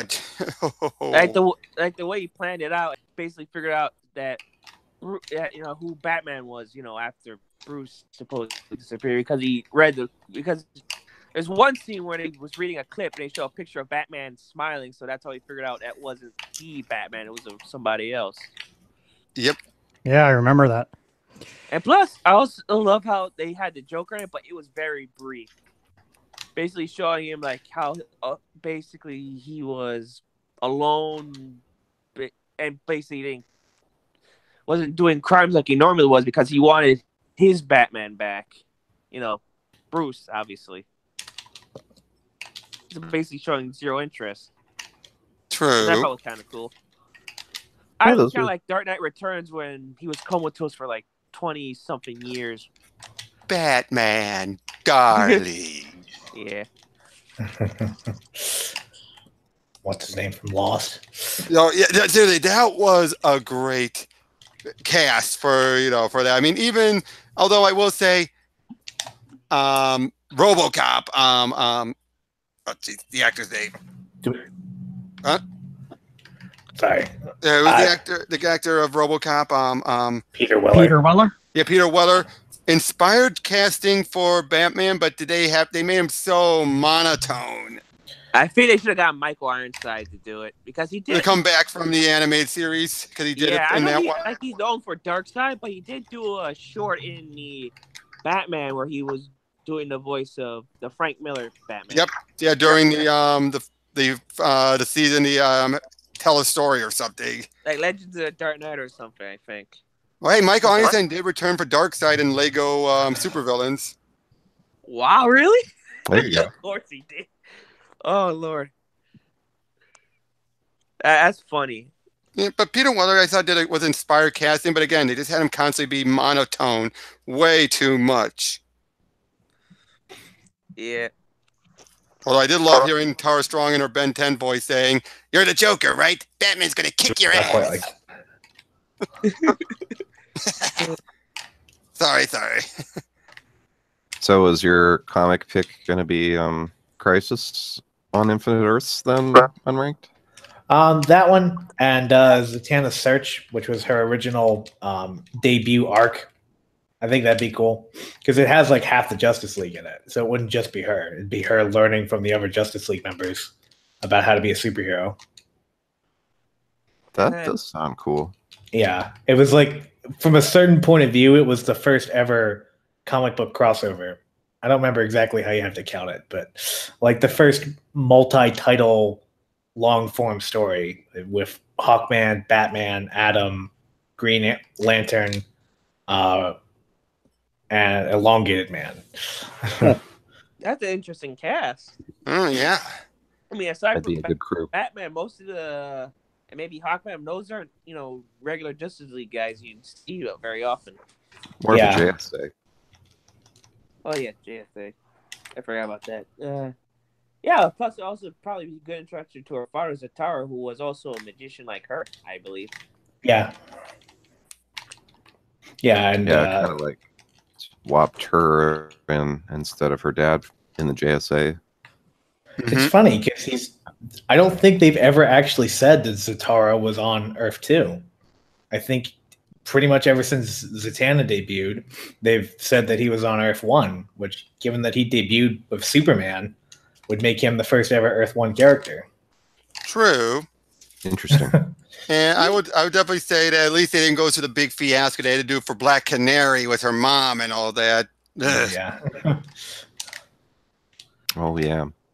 Well, yeah, that's because the old Black Canary was actually on the old JSA. But I know, but then they had to be, oh, she put her mind into her daughter's body now. It's like, what? What? I'm not kidding. Yeah, they actually did that pre-crisis. That for the longest time of pre-crisis Black Canary, it was the original Earth 2 Black Canary in her daughter's body. That's weird. Yeah, they dropped it after, obviously. Thank God for that. That's wicked. So, Robert, I don't think you got to pick. Yeah, I did actually. I threw out a bunch of small ones, but yeah, there's just really so many I could always think about. But as of right now, if I had to pick a current story, it'd definitely be Dark Knight's Metal. Oh, okay. That's pretty big scope, right? Yep, but just imagine if they got so many different Batman actors to come back as the different Batman. That would be cool. Yep. Yep, you can get Kevin Conroy, Reno Romano, Diedrich Bader. Heck, you have Gray since she has Catwoman doing Bryce Wayne. Oh yeah, the drowned. Yep. Yep, but I think Mark Hamill would have to voice the man who laughs. The Batman. The Batman who laughs. Ooh, yeah, good idea. I don't know. It'd be funny if it was Kevin Conroy doing it. Oh, well, that's I true, mean, but totally pull that off because I remember in one of the Batman Beyond, he could do a pretty when he was drugged with the Joker serum. He did a pretty creepy laugh. I still say his mad love laugh is his creepiest. Yeah, that's true. That's also true. You naive fool. I would actually love to hear Peter Weller do the voice of the Devastator. Or yeah. I forget the other one. The one that basically is Ares. Geez, I had the books out and then I put them away. The Merciless? Merciless, there we go. Yep. Who would you see as the murder machine? I would say Reno Romano, the one from the Batman. No, actually, no, he would be the Flash one, the Red Menace. Oh, Red Death. Red Death. That would be him, but yeah, who would be the murder machine? Version of Bruce Greenwood could probably do the murder machine. True. Never really thought about it that hard. Yep. Yeah, it's like a bunch of to think about. Yeah. So is Cootie back? Are you back with us? Well, actually, I think for the Red Sucks. Death, I think you'd have to go with two voices. One being the Batman voice, and the other one being the, of course, whoever's the voice of the Flash. I would say it just goes Michael Rosenbaum. Yeah. Him and Reno Romano. Anyone here ever seen the Batman show, The Batman? Yeah. A little bit. Yeah, they eat nachos, Batman. Oh, yeah, I remember that one. Nachos. I'm just asking. That show is so underrated. Yeah, I think what kind of detracts us for like all the weird design choices for all the characters. Especially Joker. But you have Batman vs. Dracula, the movie. That one was really good, I'll admit that. That was a fun Halloween movie. Yeah, that counts. I did like the design for Croc, though. That one I did like. Oh. Can anyone tell? If it's all right with you, DC, if I could ask this, least favorite DC animated movie? If I had to pick that one, it would be Brainiac Attacks.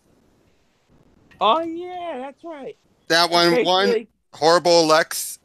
2, waste of Tim Daly as the big triumphant return. 3, claims it was connected to the DC animated universe. It's really not. And plus, whoever did the voice of Brainiac was not Corey Burton. Yeah. The animated series voice for Brainiac was perfect. Why they didn't bring him back, I'll never understand. Because he was so robotic. He was like perfect. Way too robotic. And this version wasn't at all. It felt off. Not sure I've ever seen this one.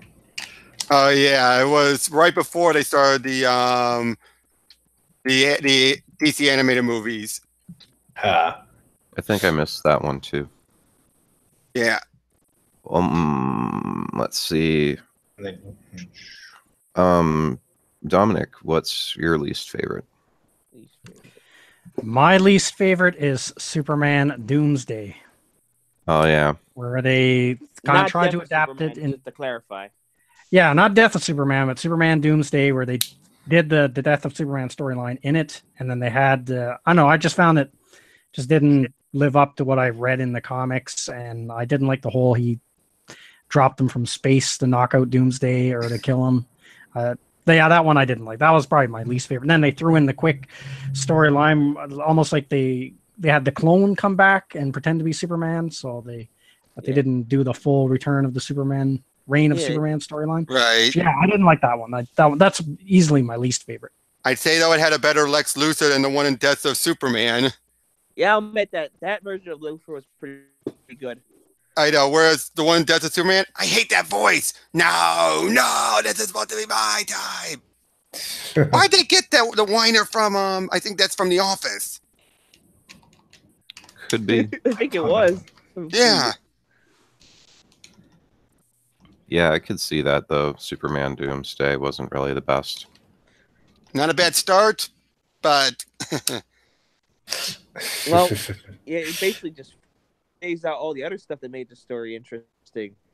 Yeah. Like, you take away Steel, you take away Connor, you take away Hank. Well, they couldn't use Henshaw, Connor and at of that course the time. Eradicator. Yep. Well, they couldn't use Connor at that time. That was right in the middle of the Superman lawsuit. Oh yeah, that's true. That's why during the behind the scenes feature, they just breeze right past about talking about the kid. Okay, That's yeah, an interesting story right there, isn't it? The way that Connor Kent became the child of Luthor and Superman. Yeah, he's basically Yep. cloned from both their DNA. Yeah, But do he you know? originally wasn't. Yeah, do you know how that happened? Jeff Johns. Yeah, 15-year-old Jeff Johns wrote into the DC letters page, and he was like, Superboy is a clone of Luthor and Superman, right? And the editor, who they published the letter, and the editor answered it in the column, and he's like, that's cute, kid, but no. And then, sure enough, 15-year-old Jeffrey Johns grows up to become, big time comic book writer, and then that's what he does. He makes that canon. Oh boy. Maybe If you ask that's me, the though, way I to do think it. it was a lot better though in the long run. Yeah, it definitely stands out. Gives a guy a lot of instant pathos. Yeah, it's basically the economy. He's basically the world's greatest hero and the world's most deranged mastermind. Yeah, But I yeah, don't remember I don't know what the original origin He was Dabney Donovan, a guy head of Cadmus, and originally he didn't have the superpowers. He was simulated it because, well, that was still during the point when they couldn't have. They wanted to keep Superman unique, right down to it's a clone, but he's simulating Superman's powers, not actually having his powers. That's why Connor eventually started to gain some of the power that he went on. Okay. This was, of course, back before he became Connor, and he was Con-El. Okay. Yeah. Oh man, I didn't follow. The leather jacket phase. Don't call me Superboy. Oh yeah, and I had a weird hairstyle too. I mean, for It the was the 90s. 90s. Yeah, Yeah. everybody had weird hairstyles.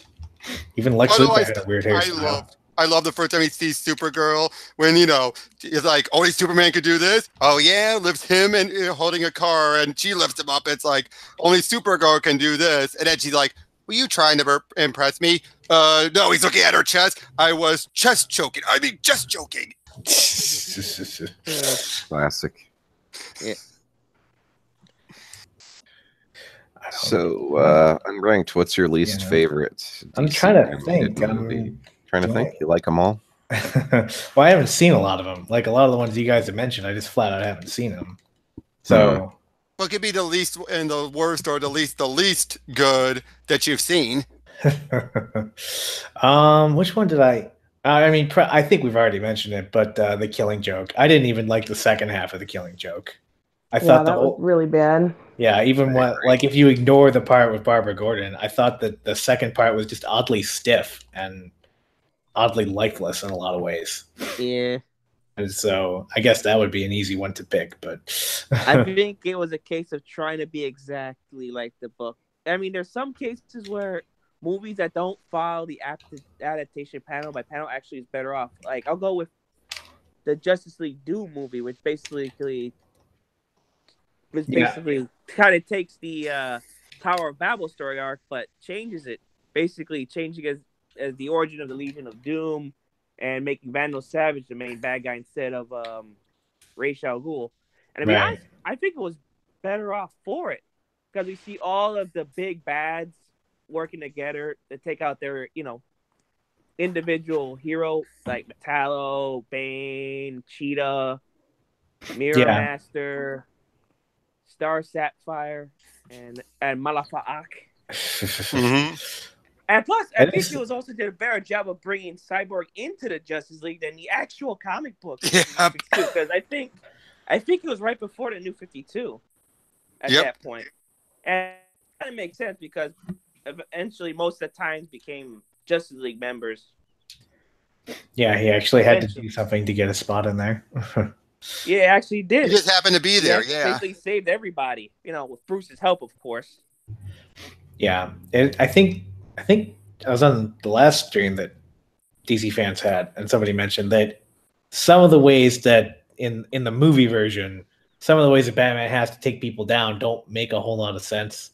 Yeah, like Wonder Woman overexerting herself. It's like I don't think Wonder Woman can overexert herself, and if it was, that one was off, but the other ones make sense and much better than the some of the comic versions, like Superman getting affected by some kryptonite that makes him lose his skin. That kryptonite bullet, that was much better.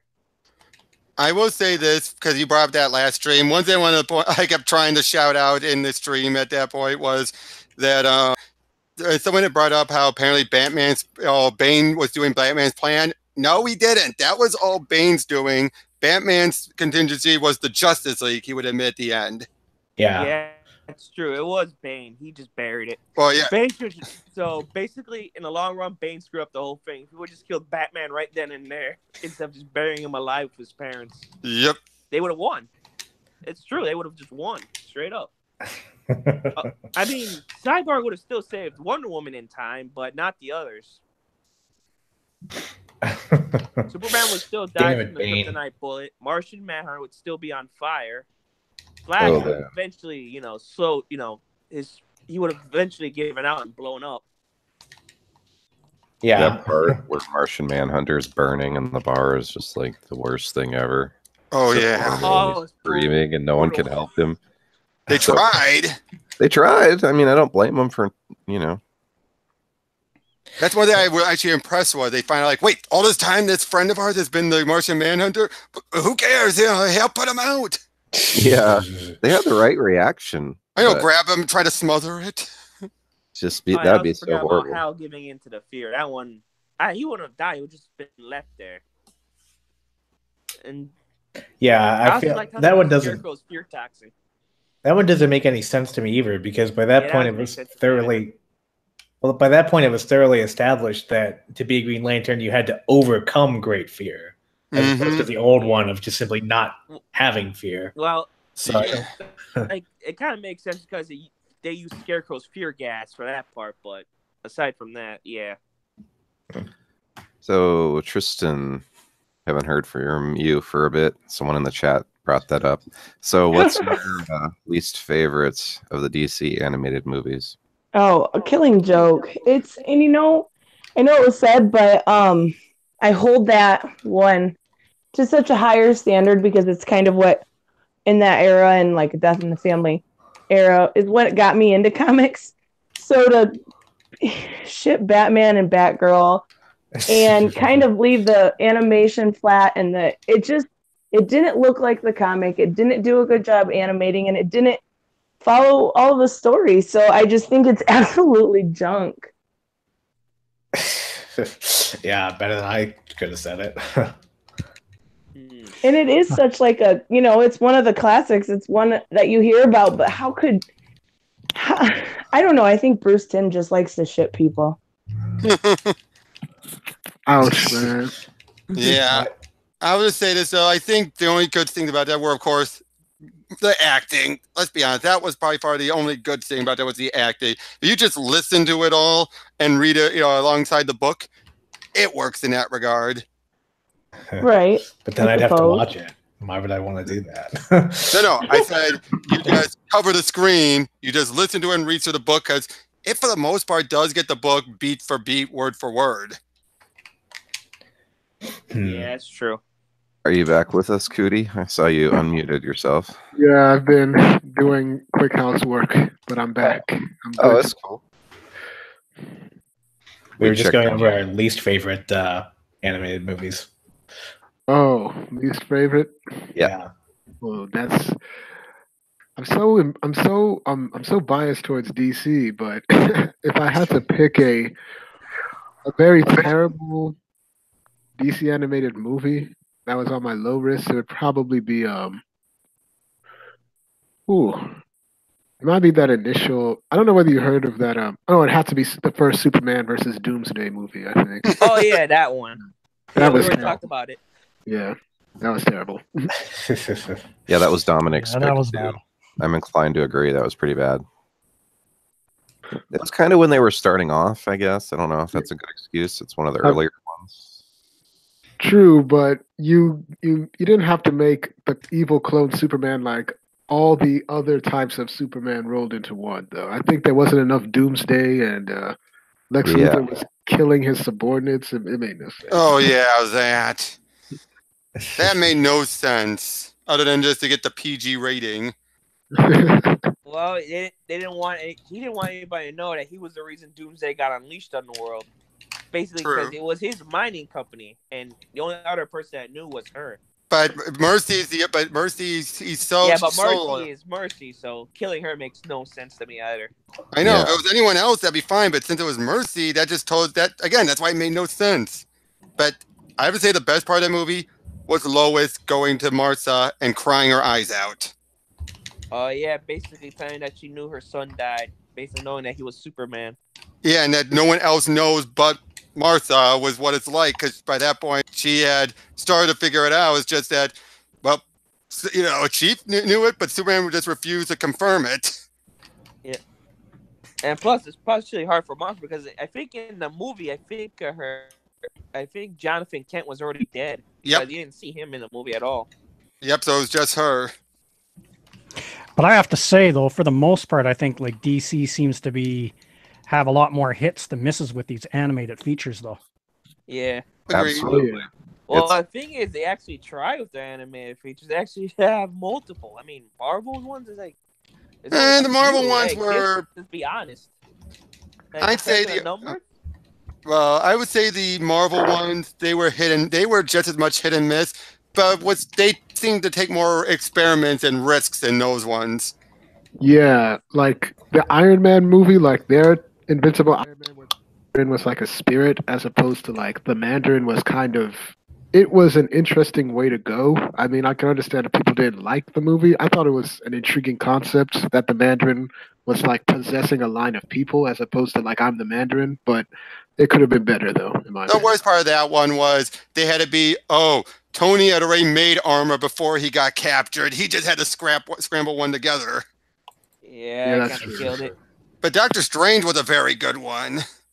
Oh yeah, that Doctor Strange movie was great. I like Yeah, I it. think it stayed true to the comic books than the actual movie did. Yeah. And plus, that at least, I mean, I didn't like the look of that version of Dormammu, but it was a million times better than the one from the movie. Dormammu, I've come to bargain. Yeah. I like that movie though, the live action one. Mm-hmm. Yeah. Oh, and next Avengers. Avengers 4. No, I said next Avengers, as in that animated movie that was their kids. Oh yeah, that was. I didn't even know they made that into an animated movie. Yeah. But they actually brought that, not long after that, and Bendis brought that in during his arc with John Romita Jr. on the artwork.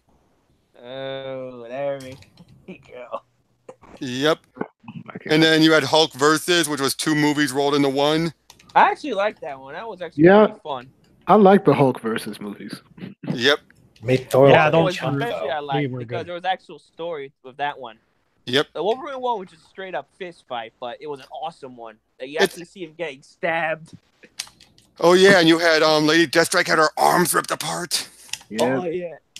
And, But, and plus, and I think it was the Deadpool! first You got introduction Nolan of Nolan North. North's Deadpool. I'll be honest, it's my Rockabye, bang. introduction to Deadpool. I mean, they say that's the best animated appearance of Deadpool yet. I would agree. I mean, it's his only one, so specifically his best one, but yeah, I'd say that's what it was. The Weapon X parts were very good as well. Yeah. I just love that. What?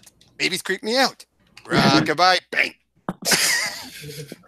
Plus, they had all Wolverines villains: Sabretooth, Deathstrike, Red, and Omega Red.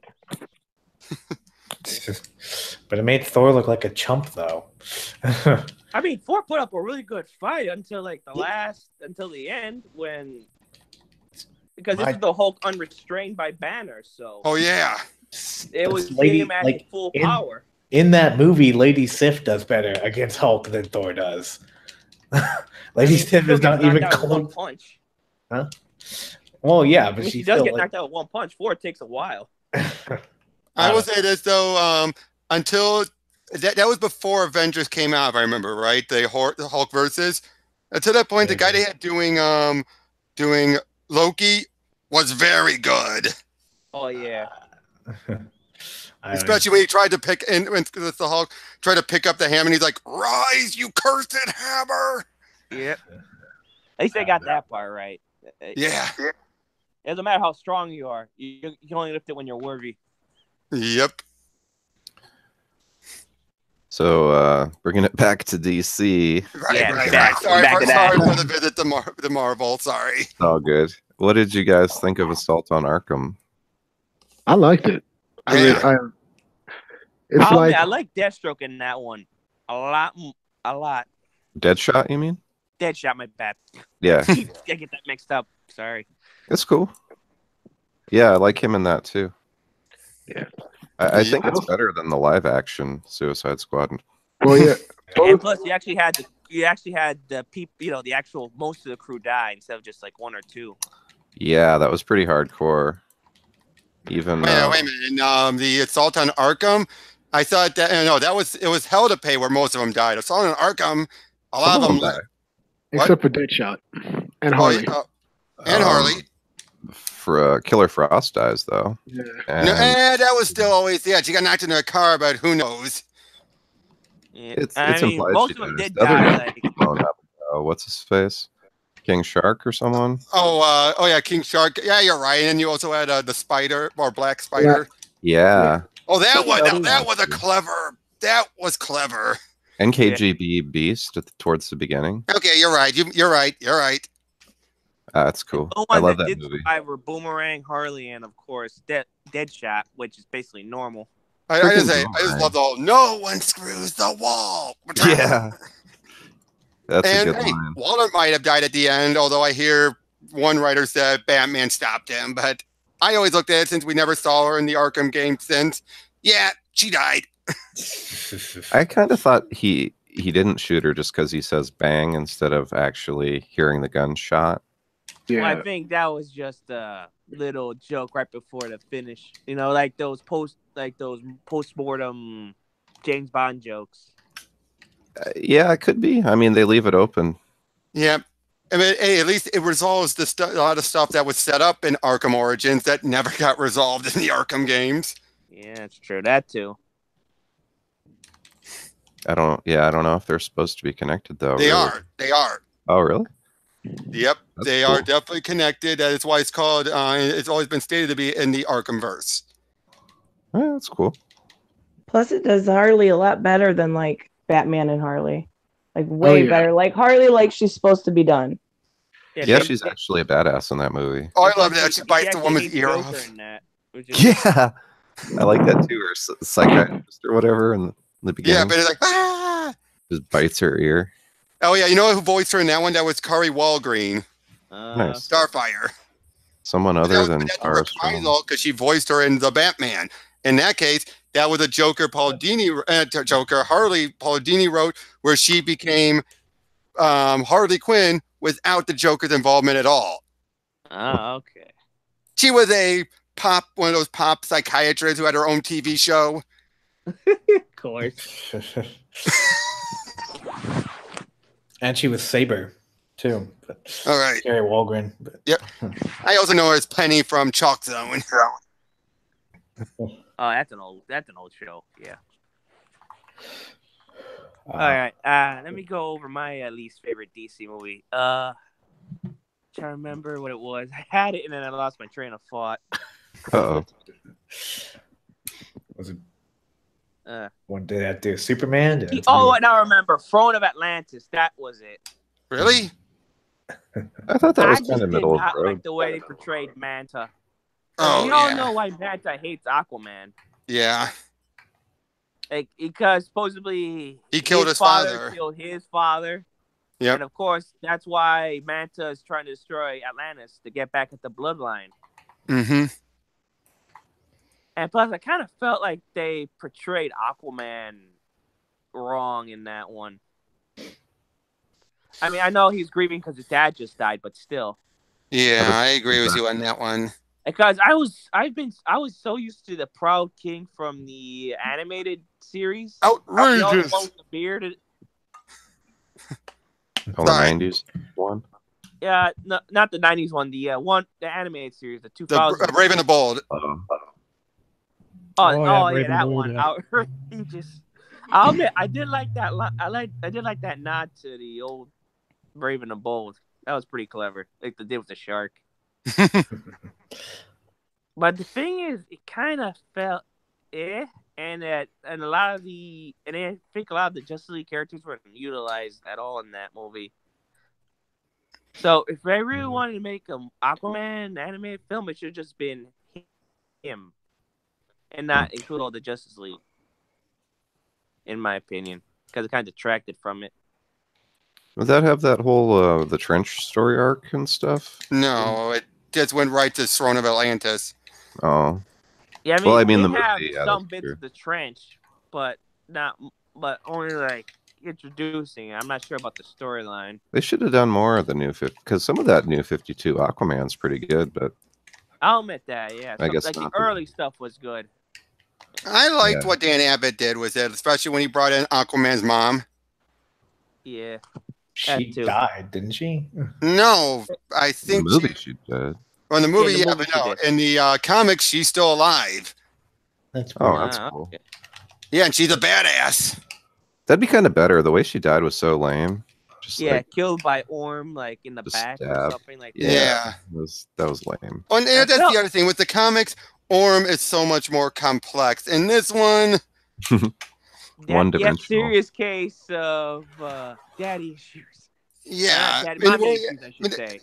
yeah, that's what I loved about it was Orm. Orm they got duped into it. He fell for it, and he was doing what he felt was for the best for everyone. Whereas in this one, it's like, oh nope, It's all about him. Yep. I have to agree with you on that one. Yeah, that just made me feel so off. Yeah, they got both the villains wrong, both the big ones, Orm and Manta. Yep. Oh, another thing that's weird too is when Aquaman has that fight with the regular humans from the bar kind of at the beginning, and he gets hit a lot, which he can take hits, but like, is he just crappy at fighting? Like he gets beat down. Well, he was drunk, so yeah. I guess, but like, Yeah, maybe regular guys. Yeah, regular guys shouldn't have a chance. Like they were knocking him down and stuff. Like what? Yeah, I don't know. It was weird. This is a guy that can bench press a submarine, so take against. Yeah, a pool cue isn't going to knock him down. Nope. Yeah. So I don't know. Maybe he was just toying with them, but I thought that whole I think part he was was a toying little with him strange. because the part when he's told him wait, and he grabbed the lobster, and that's when he started beating the crap out of him. That was kind of funny. I'll give him that. Yeah, You know, that I have to say, lobster if they bit had was to, funny. Oh, train. yeah, I think if they had actually, if there was one other thing I would love to see him adapt, it would have been Peter David's Aquaman stuff with the hook hand. Oh yeah. Now that's the '90s one, right? Yeah. And Okay. also the animated series because they included that Yep. as well. Well, see, that's why I thought he was from the '90s because Oh yeah, the hook hand one. Yeah, because yeah. I would love to Isn't see that that one- adapted. Isn't that where they tried to make him more hardcore there in the 90s? Yep, and it worked. It worked. It actually He wasn't lame worked. anymore. Yep, it worked until Entourage made him the joke again. Yeah, it's true. I feel like Super Friends did more than enough, though. No, I that don't is- think you can ever. I'm saying, and Peter David's run was starting to finally remind people how awesome he was until Entourage decided, oh yeah, Aquaman the joke. Robot Chicken did too. Oh yeah. Oh yeah, Robot Chicken. Have you guys seen that? The DC Robot Chicken specials? Yes. Oh, Some that were was funny, great. some of them weren't. My favorite one would have to be the Joker, like the Joker one, basically turning Arkham Asylum into Shawshank. Because they got Oh, more Campbell to do it. That one is good. Forget about the green, Mile. Try walking the brown, Mile. No Hearing one Mark knows. Hamill say that killed me. I think they got Why some he- dude, and they basically had Black Manta doing the role as Morgan Freeman, which I thought was kind of weird. Well, Black Manta Why is would they black. have Manta and Arkham? True. That I'll was say, funny, though, though. you know what? That's to be one of the funniest little thing I've ever saw that cracks me up. Remember the old Cartoon Network bumpers? Oh yeah, I Oh, remember You those. remember the one where you have Aquaman and Wonder Woman tied up, and then the And then the Powerpuff Girls Powerpuff show Girls up, come in and save them. and they beat them all, even roasting Scarecrow. At the end, it's like you two are, and you three are developing quite the superheroes. Someday we might be as developed as you. And then the villain starts snickering, and you see Wonder Woman cover herself up. It's like, wow, they actually went there And of course, in a Super gets hit bumper, in the head. in a bumper. They used to try and get away with a lot. They did get a lot I away know, with but in a the lot. shows, that's one thing. In a bumper that's constantly re-airing at different points in the day. Yeah. That was kind of the pre-Adult Swim stuff, I think, where they were really seeing what they could do. Yeah. Maybe even like, was Space Ghost Coast to Coast going yet? Or Yeah, no, Space Uh, Ghost was around because I remember it was like 4 or 5 when Space Ghost was airing. And Yeah, it boy, always you make me showed feel at old. midnight. I know I was in the early '90s. Yes, I Through am the late ancient, I '90s. noticed. Yeah, Yeah. those were good. Another one of those bumpers I loved was the Legion of Doom, and Mhm. Lex Luthor is like presiding over it. Do you remember that? All I just is want a pants. pair of pants. Yeah. A pair of Pair of pants. Solomon Solomon- Grundy want pants too. Exactly. They're all upset because Batman's What do I got look like like, Santa 80 bucks. Claus? Right? Yeah. That's And they when start Lex. arguing and Yeah. I That's when love those. I love the moment, and they actually got so many of the actors back, to do those jokes. The Yeah. Birdman one was great too, where he's got like, he wants his Falcon to bring him a cup of coffee or something. Avenger, make Birdman coffee. Yeah, it hits the doomsday And they- device instead. And he makes the Doomsday coffee button. at first, and then he hits the self-destruct afterwards. I love those. Those were so creative. Or you had Batman interacting with Ben 10 in the Cartoon Network lobby. Oh, And Baby yeah, Ben's- that's right. That was one of the last ones they did of that particular batch. Those were fun. Those were fun times. Back Those when were- Cartoon Network gave a damn. Yeah. Although I will say that OKKO crossover they had, where they basically brought back the cartoon, the CN Town that they used to do, was awesome. Yeah. Yeah, and I just realized this other one that would probably make a good DC adaptation would be Justice League: A League of One. I don't know if any of you heard this one. I know. Sorry. Go ahead. It's basically the story is like one woman, of course, hears a prophecy that the Justice League would fall at the hands of this dragon. So it's basically kind of a Wonder Woman movie, but it's also a Justice League movie. So what she does is she takes out each member of the Justice League so she can be the one that faces him. Faces the dragon alone, so the other League members wouldn't die. Yeah. That sounds cool. Yeah, that does sound like a cool storyline. Is that a movie or I thought that was an art. was a No, it graphic was novel. a That was a comic book graphic storyline from the late 90s. I think late. It's Guys, right. they had Sorry. it was around the time Wally West was the Flash and Kyle Rayner was the Green Lantern. It led Also into around Morrison's mid-90s run, I sometime. think. Yeah, I think it led into that. Oh yeah, some of Morrison's runs could be adapted. What Yeah. the first thing I like about it is kind of mixed in, Greek tragedy with a medieval, those kind of Lord of the Rings medieval tales, which I thought was real cool. Mm-hmm. That'd be cool. Yeah. I guess my pick.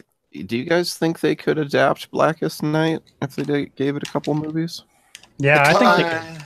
That would be a good one. For Blackest Night, you need to have you need to have the original Green Lantern Rebirth, and of course the Sinestro Corps War, because all the stuff that happened in Blackest Night were all that was because of those stories that led up to that. Yeah, you have to explain the different Lantern Corps. Mm-hmm. You'd have Black to do a Lantern. few movies. Yeah. Yeah, you'd have to definitely do Sinestro Corp War, which that one should get a movie in and of itself. Although, how do you explain the Anti-Monitor involvement? You just Well, have to I mean, you do, can like, You don't have to include the narration. I think he's one of the biggest Yeah, parts of so that. he is one of the big parts of the Sinestro Corps. Yeah, he's their guardian. Yeah. You have to even have him in Blackest Night and the Black. Oh no, crap! You would have to have Superboy Prime. Oh, Yeah, and you need Cyborg Superman. Yeah. It entails a lot. Yep. Well, he was talking But about it could be done. Crisis on Infinite Earths. Maybe we could do Blackest Night. Yeah. I feel I don't know, because with Crisis on Infinite Earths, it's just the scale of it that's the problem. Whereas with Blackest Night, it's like it's not just the scale of it; it's that there's all these like backstory that went into it. Yeah, it's the depths. Right. Because you have to include, you have to include Atrocitus and the Red Lantern Corps Mm-hmm. and all the others, and especially you have to include Carol Ferris and Star Sapphire, because her arc in is pretty big, isn't it? Like Blackest Night? It wasn't huge compared to some others, but it was important. Yeah. There's a lot going on for sure. Yep. But I would say you don't have to do Green Lantern Rebirth. Oh, that one you don't have to do, because that was mostly about trying to get the pieces back together to lead up bring to back it. Hal. Yeah, it's basically what it was. Yeah, bring back Hal and get things moving on. But yeah, you don't have to. You could just simply introduce Parallax at some point and move forward. Right. Oh, hey, if they can't do Crisis on Infinite Earths, what about Infinite Crisis? Especially if they're doing all these continuous story arcs, they can build up to that. That one had even more going into it than Blackest Night, though. True, but they already are setting up stuff with some of the villains, or at least most what survived in Suicide Squad. And they got the magic stuff in Justice League Dark. All they need to do is Batman start to do the Omax, and you can totally negate all that stuff in space, and there you go. Also, you need to explain the original Crisis. True, but that's the case where I think you could actually do a sum up of saying that there was events beforehand, and who knows, maybe they could say that the DC and they could actually connect it to Flashpoint. Well, you wouldn't have to do everything beat to beat to the comics either. Nope, they don't. So yeah, I'm saying they could do it as a broad stroke, but they can connect it, like I said, into Flashpoint, saying there was a universe beforehand that the Flash ruined. Yep. And they could give Wally Barry such a guilt trip. Well, they could do a summary at the beginning to do Blackest Night then. True. Well, actually, yeah. Now that you think about it, you don't need the Sinestro Corps. I think the common element here is Jeff Johns and the way he writes stories. That they're just so heavy on continuity that it makes it so hard to adopt in another medium. I'll give him credit for that. At least he sticks to comic book continuity. Like not a lot of writers do that. Even though he will change some stuff to suit his own needs sometimes. Yeah. And then that will become irrevocable DC canon for the next 15 years at least, and nobody can do anything about it.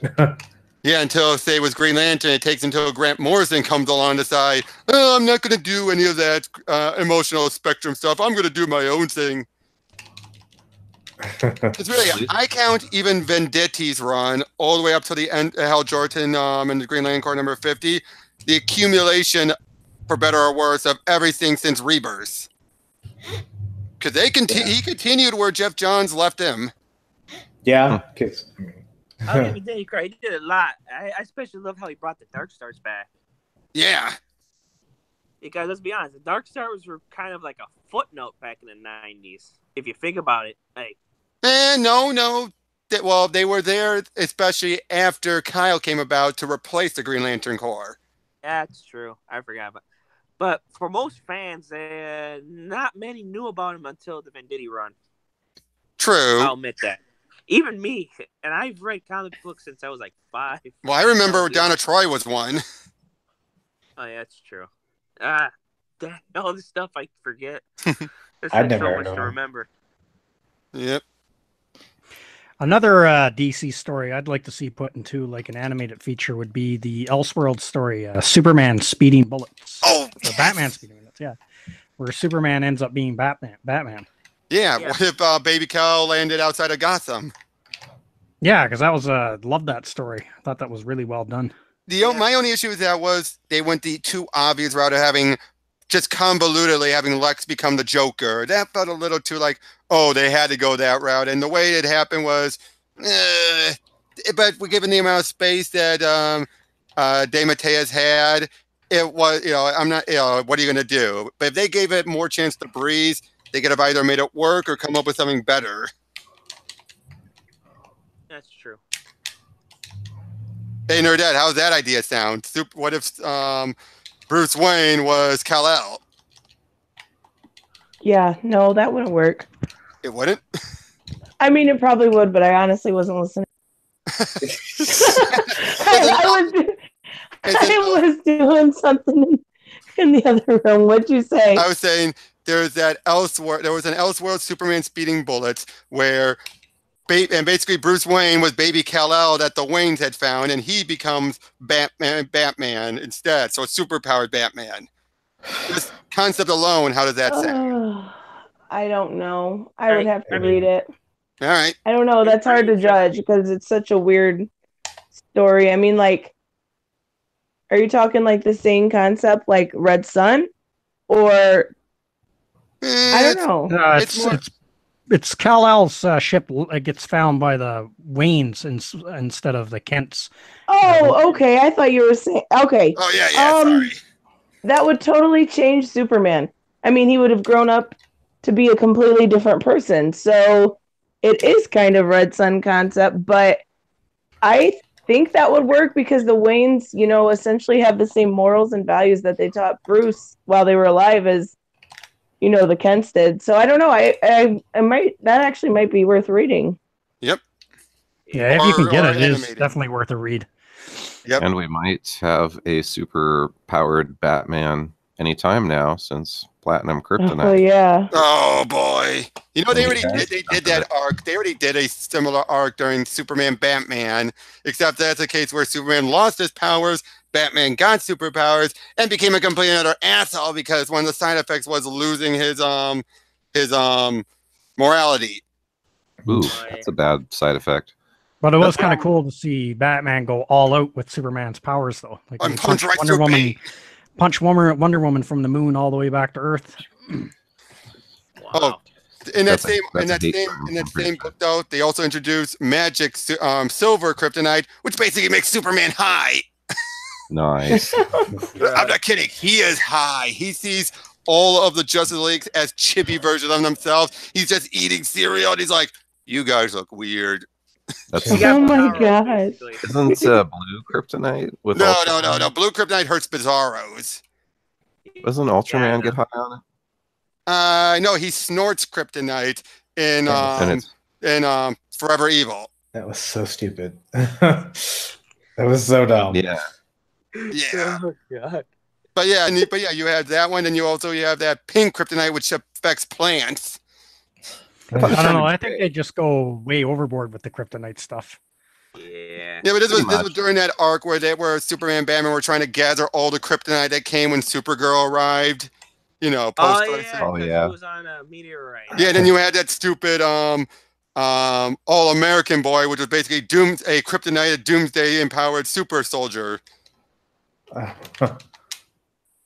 Jeez, but I like the ending of that story arc because Batman lies to Superman and says, "Yeah, I destroyed all the Kryptonite," but then at the end of it, he has it all stashed away in the Batcave, all the Kryptonite they found.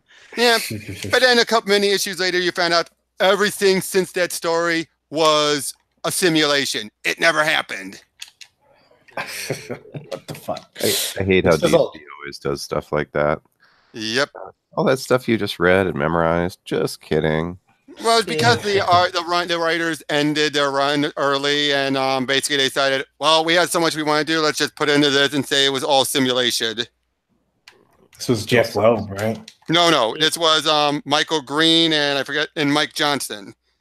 Yeah, no, that was way after Jeff Loeb. I think Jeff Loeb only did like 3 or 4 arcs.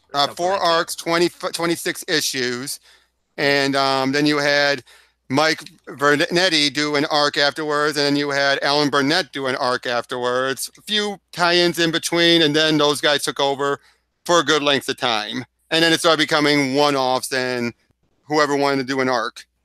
Right. Yeah, you guess I collected all those books. Yeah, that was a good run. I collected most of them too. I really enjoyed that run. Yep.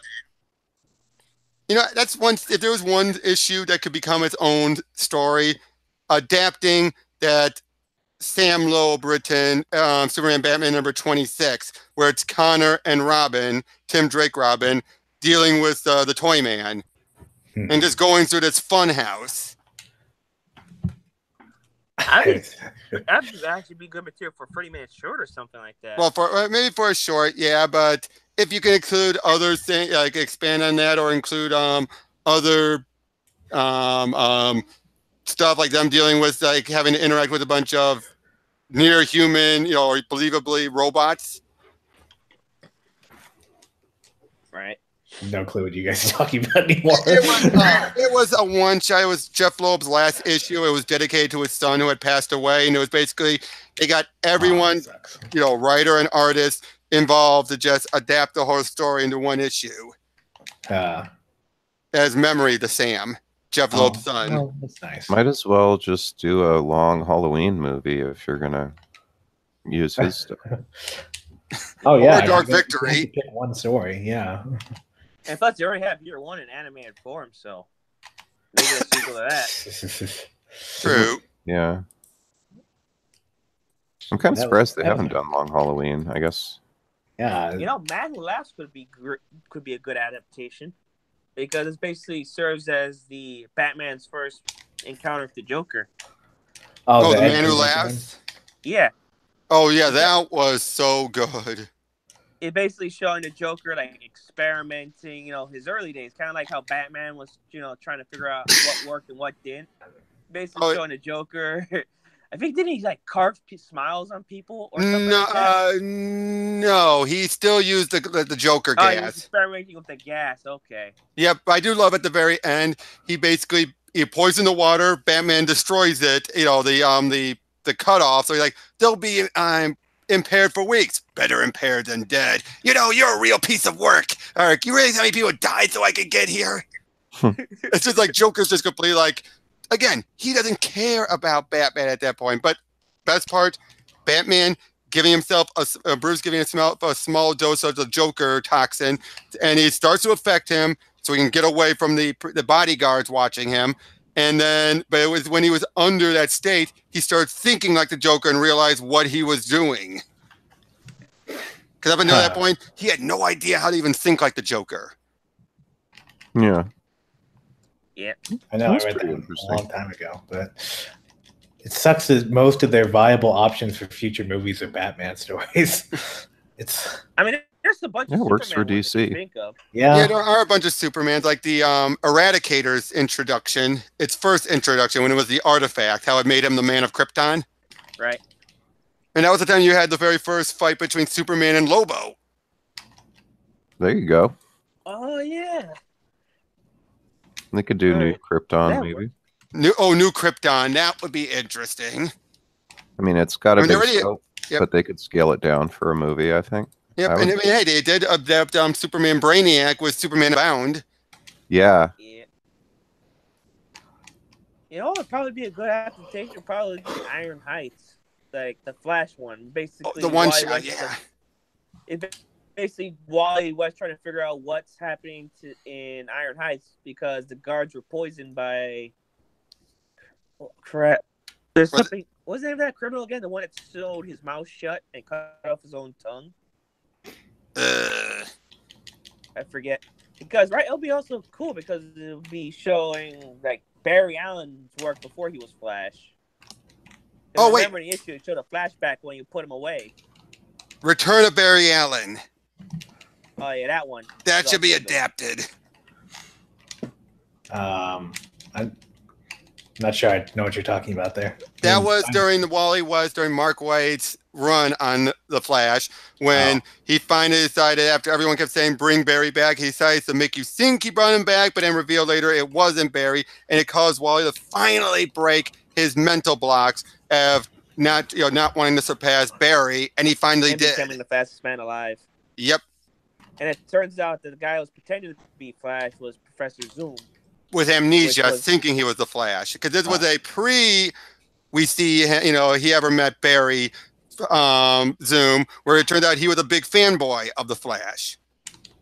But when he went back in time, hoping to get an autograph for him, and he apparently made himself look like Barry through plastic surgery, he ended up in the Flash Museum, and because they made sure no one knew who the Reverse Flash identity was, and he sees, I'm the Reverse Flash and he's going to kill me. No! Is that where that comes from? The idea that Hubert Dawn is like a super fanboy of Barry's? Yep. That's when it was introduced first. And, well, I'd say they more than later gave that more to Hunter Zolomon later. Well, because that was like a big deal in Flash Rebirth and Flashpoint. Yep. Yeah, but that became more of a taunting thing, really, more than him actually being a true fan. Yeah. Okay. I was just going to say one movie we've totally forgotten about is The New Frontier. Oh, yeah. Yeah. Oh, yeah, that is a good one, too, yeah. Yeah. I have that one on DVD. Yep. Darwin Cook, may he rest in peace. Golden Age. Exactly. Well, you do know that New Frontier, the comic, was treated as a spiritual successor to Justice Society Golden Age. Yeah. Makes sense to me. I mean, it's not a direct sequel because a lot of characters that died in Golden Age are alive.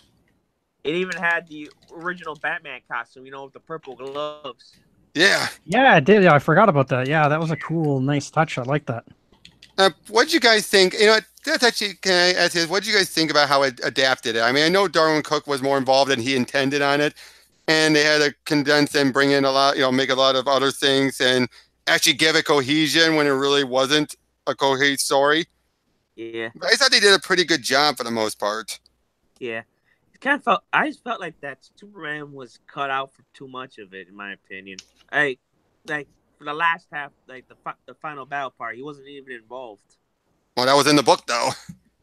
Yeah, that's true. The whole point of it was if Superman couldn't stop it, everyone else would have to.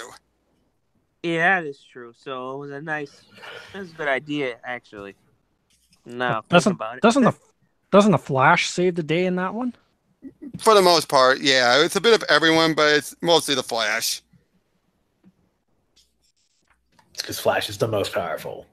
Although I do say I still love Lucy Lawless at Wonder Woman. What took him so long? And I still love how they kept that Wonder Woman was taller than Superman. I love that Darwin Cook did that. Oh, I'm not sure I even noticed. Oh yeah, she stands up to him, and when they're in Vietnam, and yeah, she is like a head over him. And before she tells him, "There's the door, spaceman." Yeah, I think she was taller than Superman in the old Golden Age books. I think, right? Well, yeah, she's an Amazon. Yeah, so it makes sense. No, it doesn't. He's Superman. I don't know. That's weird to me. I'm kind of glad I never noticed that, to be perfectly honest. She's like an Amazon giantess. It's kind of a different, like they're all giant, I think, the Amazons. Well, yeah. Right? They're definitely bigger than regular people. Yeah, why shouldn't she be taller than Superman? Yeah, I thought it worked in The New Frontier, but it's definitely different. It's different from how she's normally portrayed. I agree. Yeah. I thought and I take it back. It was Green Lantern that was more the bigger hero than Flash. Oh, in New Frontier, yeah. Flash did have a big part, though. Well, yeah, he had a big part, but it was still Green Lantern that kind of saved the day. Oh yeah, didn't Hal Yeah. get the ring like near the end? Partway through, leading up to it, yeah. And basically, even though Barry was able to use his speed to damage the creature, it was still Hal who had to take it up into space. All right. But looks like we lost Nerdette at some point. Yeah. Oh. She dropped and hasn't been able to come back in. But I was thinking we might wrap up soon anyways, if you guys have any final thoughts. All right. I'll make it mine since I've talked enough already. Mine's just quickly. Can't wait for Reign of the Superman. Right? Oh yeah, I can't wait to see that. I especially want to see how they handle the Steel part because out of all the four, he is my favorite. Mm-hmm. Yeah, me too. He's a good guy. Yeah. You know? Yeah, Steel was cool. I liked him too when I was a kid. Like he visually looked cool. Yeah, especially in the animated series. I think they had Michael Dorn do his voice. If you don't know who Michael Dorn is for a younger audience, he was in Star Trek: The Next Generation. He was a Klingon. Worf. Worf. Yeah, Worf. There we go. Commander Worf. Yeah. If you were any other man, I would kill you where you stand. Yep.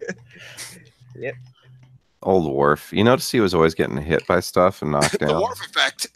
Yeah, there. If you look it up on YouTube, there's just like montage clips of Worf getting hit by things and falling down, like ridiculous ways. It was weird. It was like a running thing. You know, now I never noticed that, but now that you mention it, Well, that's why they have that trope called the Worf effect.